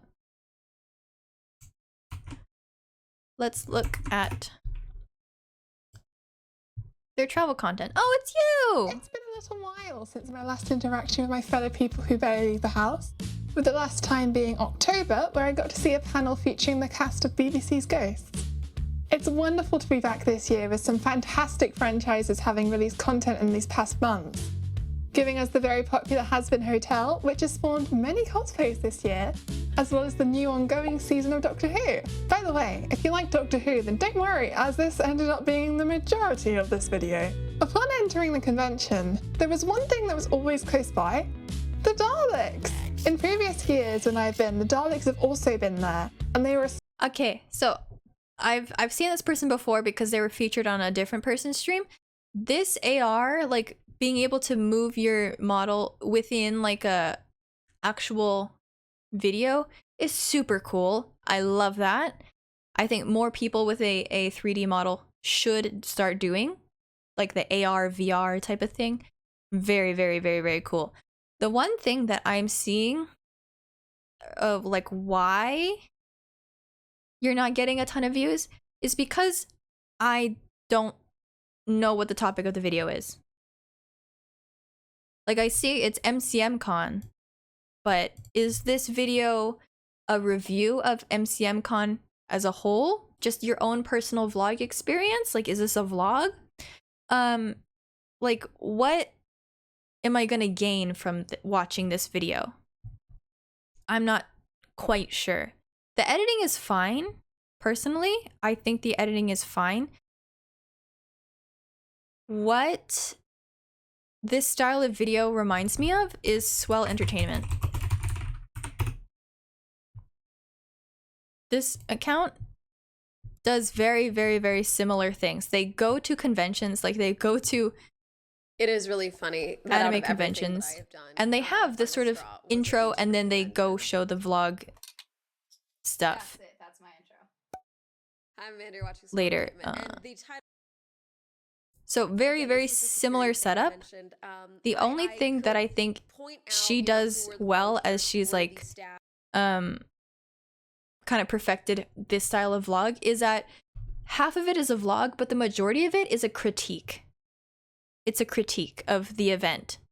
So she goes to events and she says, I liked it because of this, but also for the next time, please fix these issues. Or this is not worth your money to go to.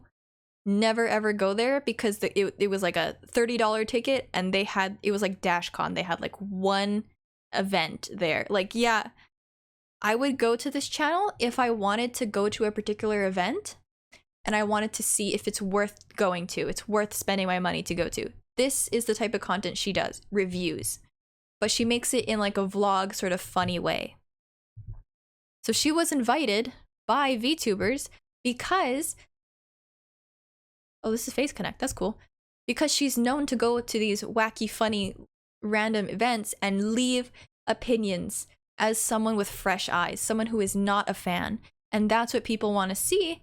As if we go into her comments, let's see, people are like, oh, thank you for reviewing, thank you for wearing a mask, thank you for telling me about these different things.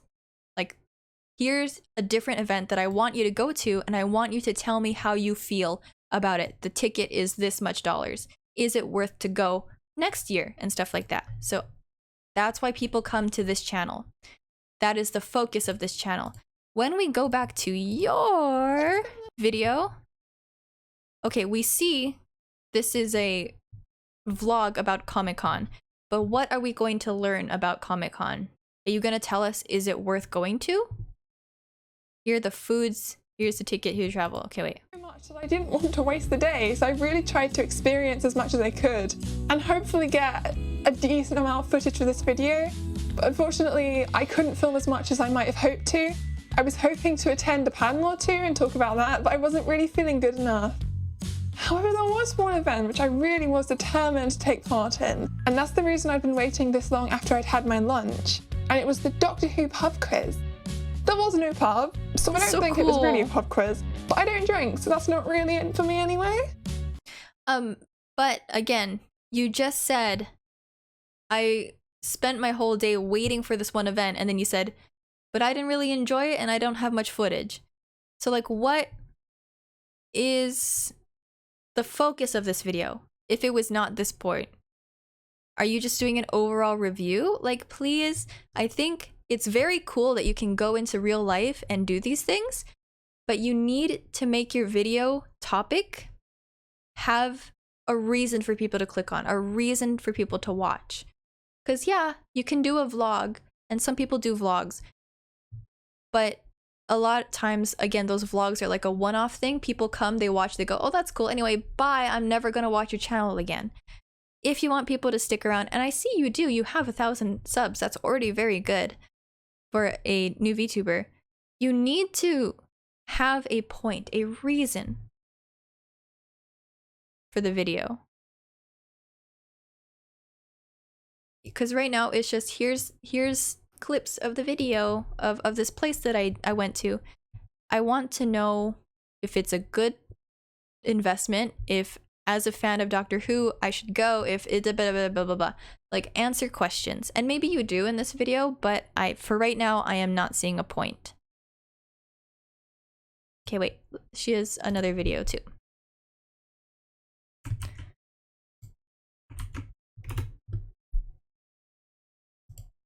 I'm in Hunstanton. Yeah, it's a little bit unfocused. Yeah, I agree. But this is really eye-catching, right? Watches how her model moves like she's actually standing there. And I thought I'd just make a nice little video showing my trip, so here I am.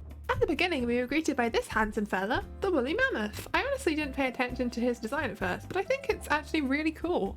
It has chips, seagulls, and newspaper clippings, which seems quite fitting for the seaside town. As we walked towards the main area, we walked past the so-called Britain's largest joke shop. My mum always says that that's probably not true, but honestly, there's not really an... So that's really cool. But again, what is the focus? Why are people going to click on this video and watch you?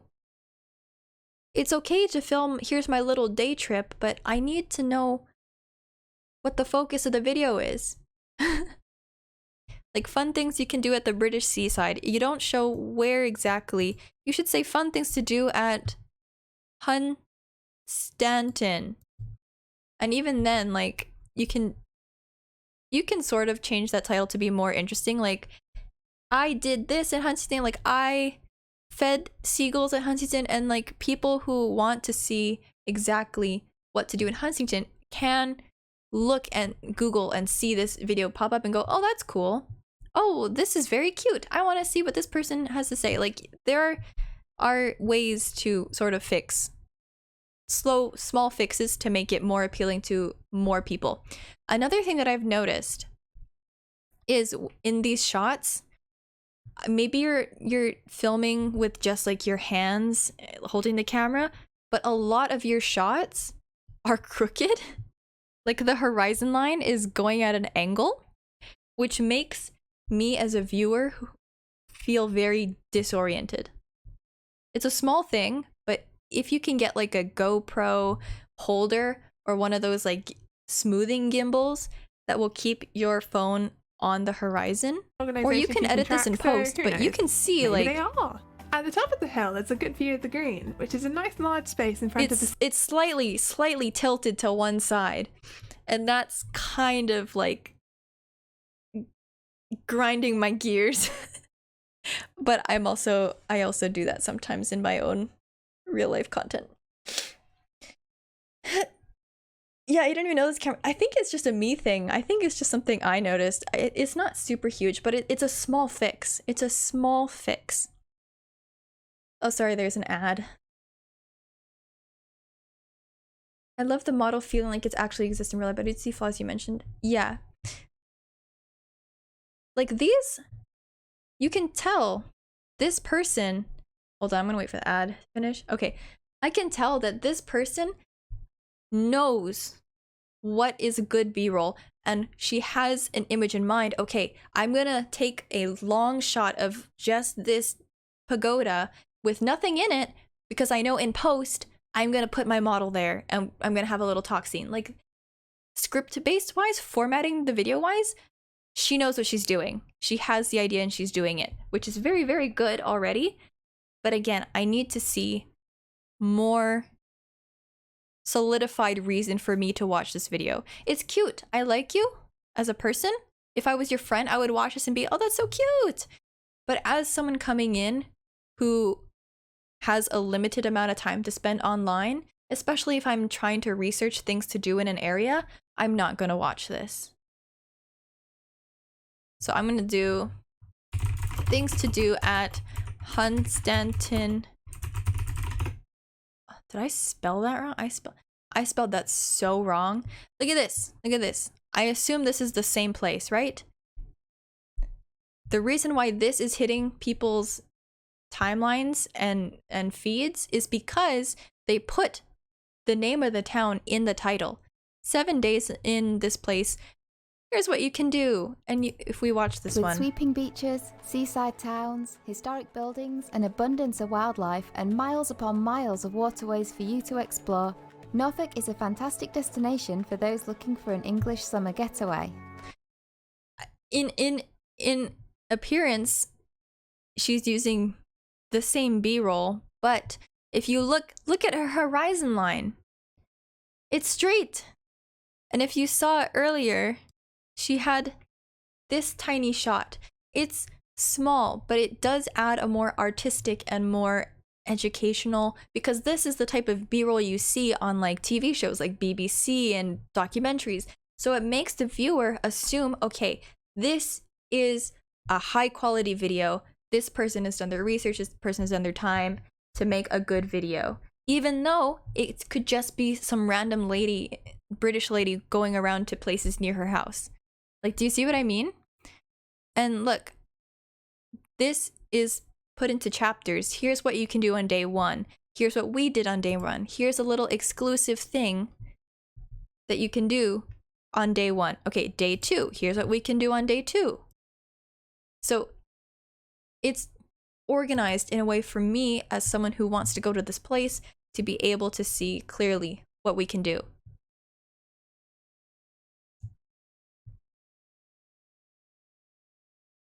But you can see, like, the same types of videos you're doing, you can see other people have uploaded very similar things. 130 views, 400 views.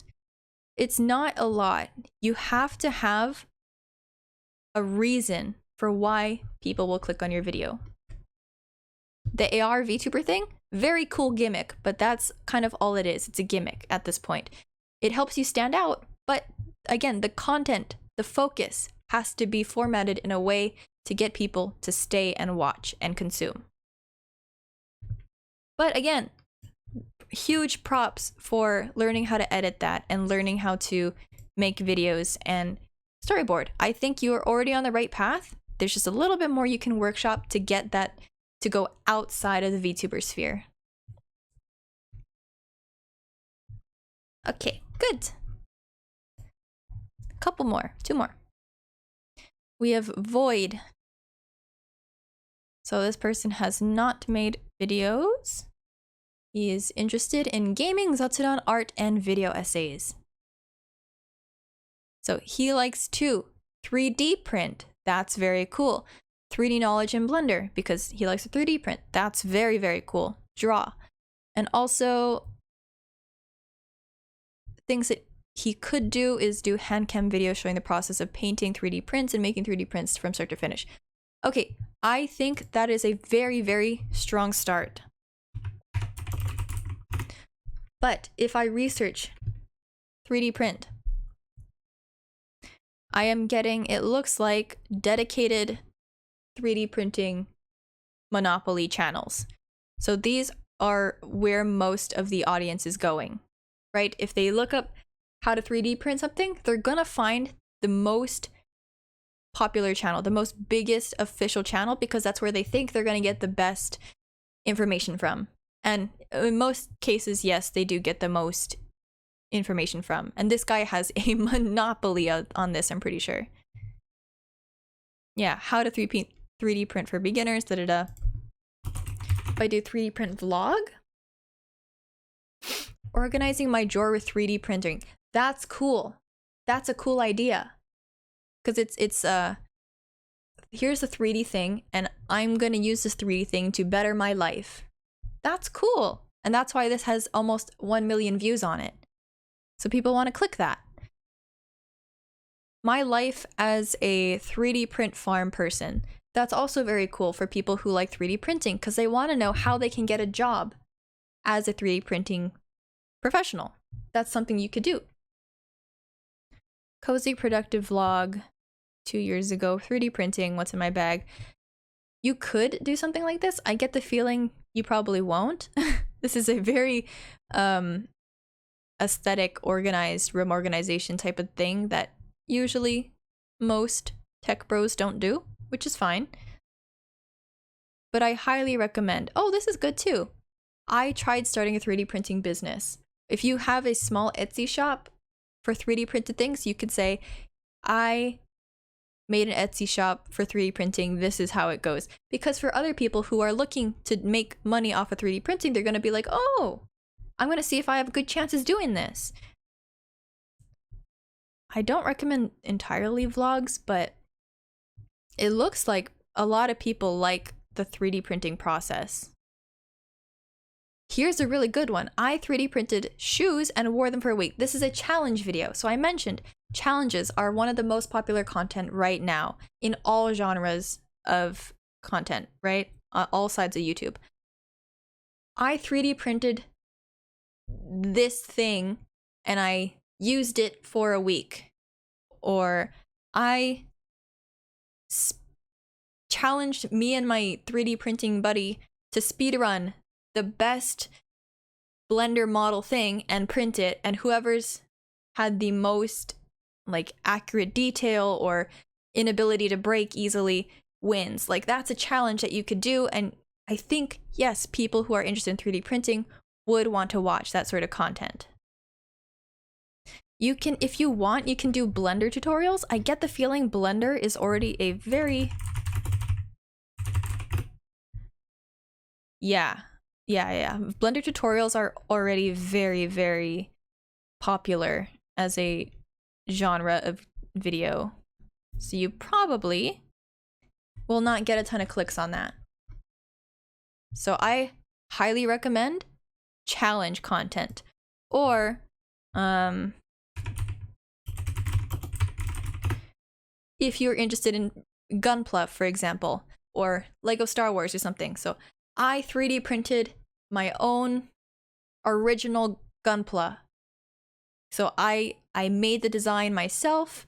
I made it all in Blender. I printed it, and now I'm going to show you how to put it together. Like that is something you could do. And with whatever side niche interest you have. I think that would work very well. Big Grid creates Pokemon 3D printing projects. Exactly. I feel like people have already done it, but it's something that can always be further expanded on. Okay, how would you attract your audience? Talking about video games? No. You can talk about video games in the sense of I 3D printed a Pokemon and I'm a Pokemon helmet and I am going to wear it as I ride a motorcycle, and also the reason why I chose this design is because Pikachu is my favorite character. Like, yeah, you can do something like that, but I highly, highly recommend challenge videos for this. That is a very, very cool, expensive interest that not a lot of common people have access to. So you're going to get a lot of people who want it, but don't have the money to, and they're going to want to watch that content. I guarantee you can make pretty banger videos if you do challenge content. So what is the best platform to use for publishing in exchange for money? I don't know what that means. Do you mean like selling your 3D prints? Etsy? I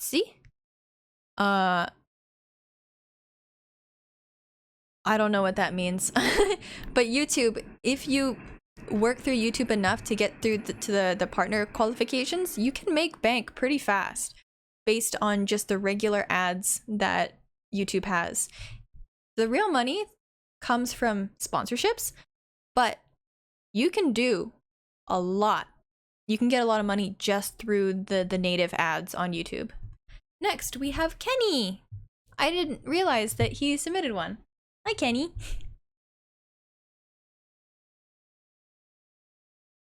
Popular channel. I think he's bigger than me. 15K, yeah, I would say this is on a bigger side. He does commentary about VTubers. So again, this is one of the very few cases that I recommend he stick to talking about VTubers, flaunt his VTuberness. Because if he's going to talk about VTubers, people who are not VTubers and who are interested in VTubers want to see the opinion of a VTuber themselves over this sort of stuff.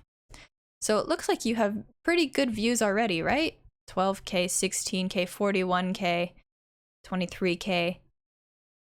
And I've definitely seen this video before. 400K? 200K? Like, he already knows how to make a banger video. But again, the reason why he's getting a ton of views is because he's found his niche. He's found where he has some sort of elevated knowledge from the common person, because he, as a VTuber who has friends and connections with these corporate VTubers, he has more insight than the average person on Twitter who can just say, Niji bad, yeah. So let me look at his form and see what he wants to do. I think trying to expand into new things and explore different ways to approach my content is to make it palatable and entertaining to my target audience would be good. So people who like VTubers and want to learn more about the space and its ongoings. I see. So right now he's feeling pigeonholed in VTuber news and drama because that's where most of his views are coming from. And I agree. And I've actually made a video about this that I'm trying to edit right now. Once you get your audience through drama, not you causing drama, but for you talking about a drama case happening, like Static, like Rima, like Underhill, like Kenny, it's not bad. That's how you gain an audience. That's how you gain an audience. If you really, really are passionate about talking about these things and giving your opinion, all the more power to you. But at that point, when you want to shift into focusing on other forms of VTuber-related content that aren't drama and hate and like news, it feels really, really like you're stuck. You're stuck. You're known as the guy who talks about drama. You're known as the guy who always gives his opinion about how much he hates Niji Sanji, right? So how do you change that? And I'm gonna be really honest with you, brother. I don't know. I don't know how to change it. You're going to have that. You're going to have that sort of like tag label on your name because you've made 400,000 people watch this video, right? So that's where you got most of your views from. But what I see is you say VTuber commentary and guides. And I'm not seeing the guides portion. So that's something you can kind of slowly ease away from the drama and news and talk about VTuber guides. I am a VTuber. Here is my experience. I have friends in corporations. And here is what you need to do to be a good, successful VTuber in 2025. Because if we look at how to be a VTuber 2024, 120 views, and this is just a VTuber talking about how they started their journey. And here's another one, how to be a VTuber in 2024. From a small budget, you'll get views. What VTuber apps to use, 35K. Because you are a VTuber, you inherently already know a lot of these things that you think are common sense that everybody knows. But as someone who has never seen a VTuber or indie VTuber and have only seen like Hololive and Nijisanji and went, I want to do that. How do I do that? You can definitely throw your knowledge and you will be seen as a authority figure to them because you have that knowledge, even if there are always going to be people more knowledgeable, more talented, more creative than you. You are still that authority figure. So I would recommend looking at Zekos. Two. I'm sure you already know Zekos. He's one of the few that consistently makes this type of content with us. But look at this. Look at this standout video. I learned live 2D. It's a challenge video, okay? It's a challenge video related to VTubers, related to rigging. Almost 1 million views. This has nothing to do with VTuber drama. This probably doesn't even mention any corpo VTubers, except for talking about how the rig is very, very, like, fluid and stuff. So I would recommend challenge videos related to VTubers. Or, here's what you need to know going forward to become a VTuber. Here's how to do the tits tutorial. Like, yeah, I think Zekos would be a good shift, a good type of content to shift into. For you, Kenny. And you already know how to make good, well-edited videos. I think if you just slightly change the topic from news to a challenge, you will be able to free yourself from that pigeonhole while staying on the topic of VTubers. So your concerns are how to best express your ideas without fear of audience perception. You're going to bed. Thanks for sticking around, Mara. Good night. Good night. Have a good night. Mwah, mwah, mwah, mwah, mwah. Wow, I didn't realize you were here the whole time. Thank you.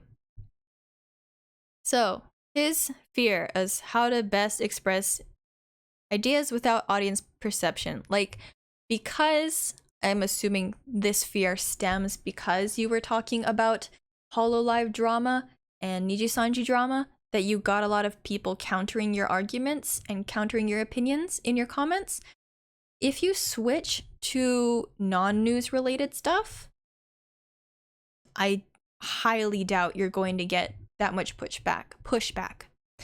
I did have an issue with like one person who, I don't know if he was a fan of me or not, but he would consistently watch all of my videos and comment and leave like every single... Oh, that's the Cali video. He would consistently leave comments that just always pushed me the wrong way, like pressed all my buttons on like telling me what I did bad. There is a problem In my content. Even if the video was a banger and I had largely really good reviews, he was always there to be like devil's advocate when nobody wanted it and to tell me exactly what he thought I did really poorly.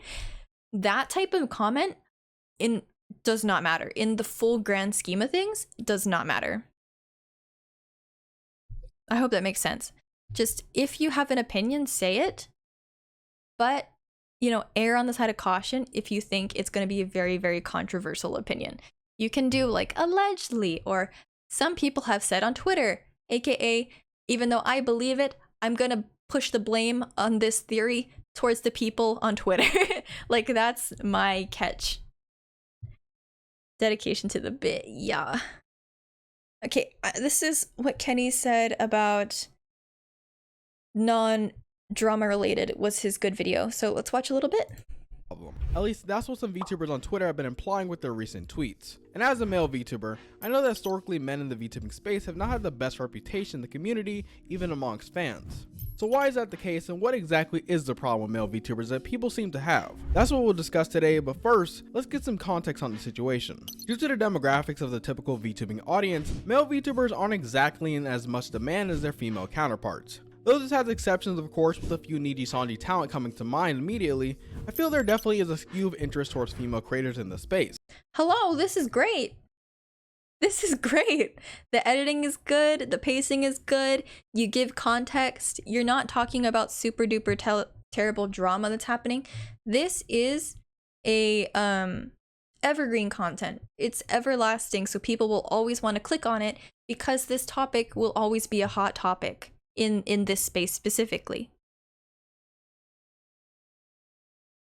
Yeah, and you're getting comments about issues that will continue to happen forever and ever and ever, and not like the hot this person copied this person's design model issue of the day, which will go out of style in a week because that's over and done with now.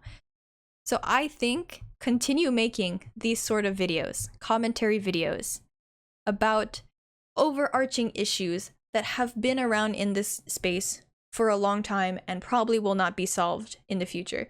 Because then you bring awareness to it, you can bring your opinion in it, or if anything, if you don't want a hard push on one opinion, you can say, here's what one side of the argument says, here's what the other side of the argument says. I personally lean more towards this side, but however, I do see why the other side says these things. And then you can leave the comments to debate and discuss, and you're trying to like further the discussion in a peaceful manner, honestly. I think that would work very, very, very, very well for you. And 16K is not bad at all.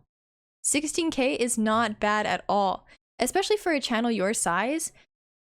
This generally, I think, is fine. I think it's completely normal. Like you didn't fall off.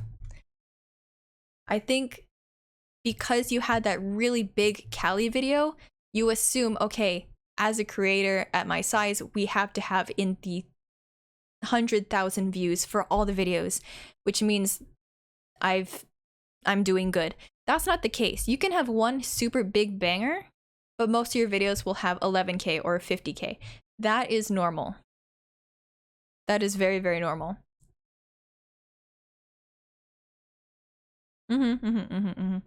So I would say more like this, more guides, and just in general commentary that doesn't talk about the latest drama would be your going forward. And if you want to try challenges, I do highly recommend challenge content. Okay, Kenny, good luck. Good luck, good luck. But otherwise, your editing style is perfect. Like that's around the same type of style I do. And I don't think my style is perfect, but I think it shows a much deeper understanding of editing than most people so far. All right, our last person, Faye the Wolf. So this person, no, has not made long form content before. Ooh, I'm getting hungry.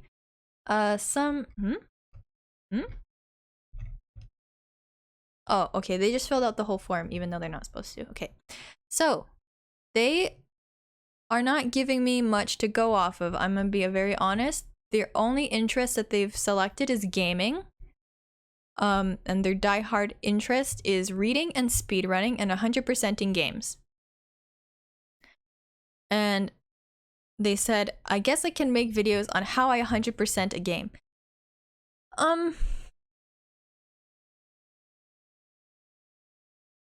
This is gonna be really hard because you haven't given me much to work with. As we saw before in a different thing, when I just typed in Metal Gear Solid, the first thing people see are walkthroughs and silent gameplay videos, right? Like no commentary walkthroughs. If I do 100%, you're going to see 100% walkthrough gameplay. And even then, it doesn't have like people coming in and liking the person uploading it. They're liking the content to be able to skip to the chapter that they're stuck on, see how to solve it, and then fuck off. Like, they're not going to subscribe. They're not going to even give the video a like in most cases because it's a walkthrough.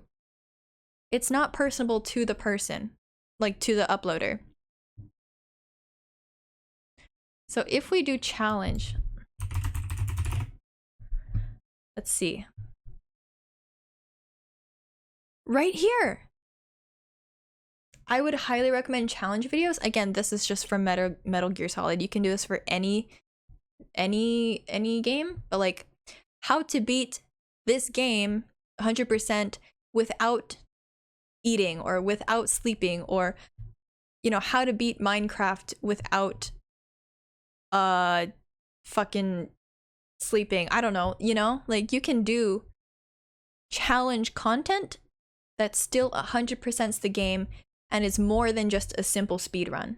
Because if I think of speed runs, I think of Small Ant and his Breath of the Wild content. Because I used to watch Small Ant stream a lot when I was in lockdown. Here, I beat Breath of the Wild 100% in a single day. 7 million views. That's very cool because this is a huge, long-ass game. So we know this is a speed run and it's 100%. But what sells it more is because it's framed as a challenge. People want to see challenge videos. How super... Here's another one. This is a documentary style video on world records in speedrunning. So this video is not about him as Small Ant speedrunning and winning a world record. It's about showing how the world record started. Maybe it was 5 hours was the world record, and then we found this glitch, and this glitch revolutionized how we played the game. So now the 5 hours condensed into 1 hour. And then over the different updates and finding more glitches, we've been able to break sub 1 hour. It is now 45, 35, 15. So over the span of this game, the speedrun community has made the speedrun so, I don't know, good, optimized, that we're able to get sub 15 in a super long game like Super Mario. Like, this is another type of thing that people want to see. Again, 7 million views. It's not lore of the game, it's lore of the players. And I think that is a very untapped market. So I think if you want to focus on gaming, like really hard, I would dedicate your time into not playing the game, but either, well, you can play the game, challenge the game, or look into the player base, especially the speedrunning community, because that is a very popular topic for people to watch right now. How will you attract an audience of non-VTubers? Promotion everywhere is probably not the answer I was looking for, because the goal of this was to be, you're not supposed to be attracting VTubers in the first place. But I think after watching this VOD, hopefully you're able to start seeing that. And then no questions for me. So I think that's all I can give for you. But I hope that was sort of helpful because, again, speedrunning community is a huge thing. Look into the top speedrunners of the game you're interested in. Look into the types of exploits that they use and show how they do it and show how people can learn how to do it. Okay. I think that is the end. I think we have finished. We have gone through everybody's posts. Please let me know if you have any questions, if you want a part 2. You did it. Thank you for sticking around for 4 hours of me yapping. Again, I am not a professional. I am just a normal person. But the reason why you guys are here listening is because I have shown on my YouTube channel that I am a person with a slightly more knowledgeable mindset than the average watcher. And that's why you're coming to me. Otherwise, I'm just a normal fucking person. You'll definitely submit for round 2. I hope so. I do. I thought this was very, very fun. So, thank you for agreeing with me. Thank you, thank you, thank you. I'm hopeful. I hope I've given you some ideas, some inspiration. Please, if you want to start and you weren't able to submit, research your competition, research what's working in that niche, and then see, okay, where can I fit in with a video so specific that people have no choice but to watch because they're so interested in what I have to say. And repeat after me, everybody. This, like YouTube, is not about showing your VTuber model. Your VTuber model does not matter. Type it in chat. Your VTuber model does not matter. Mara was talking about having a cult chant. This would be my cult chant. Your VTuber model does not matter. Thank you. All right. That is the one thing that I need to constantly tell people. All of my friends, I have told my friends this in DMs as well. Like, how do I make more people see my thing? Dude, you're focusing too hard on your VTuberness. Your VTuber model does not matter. Okay. VTuber Bootcamp Part 2. I'm thinking about it. I have a lot of videos in my backlog right now, but yes, I am thinking about it. Probably not in the same vein as how I did this one or the previous one. We're gonna try and spice it up a bit. Do a little bit more niched down. I hope. So yeah. Look forward to that. I will be posting, if I do decide to do more projects, all my casting tweets will be going, well, they're tweets. They'll be going on my Twitter, so please follow me there so you can see it. Sometimes I remember to post it in my YouTube community tab, so you can also keep track of that. But for the most part, yes. It's usually Twitter. All right. I'm gonna scroll through chat to see if I missed any questions. Okay, good, awesome, good. All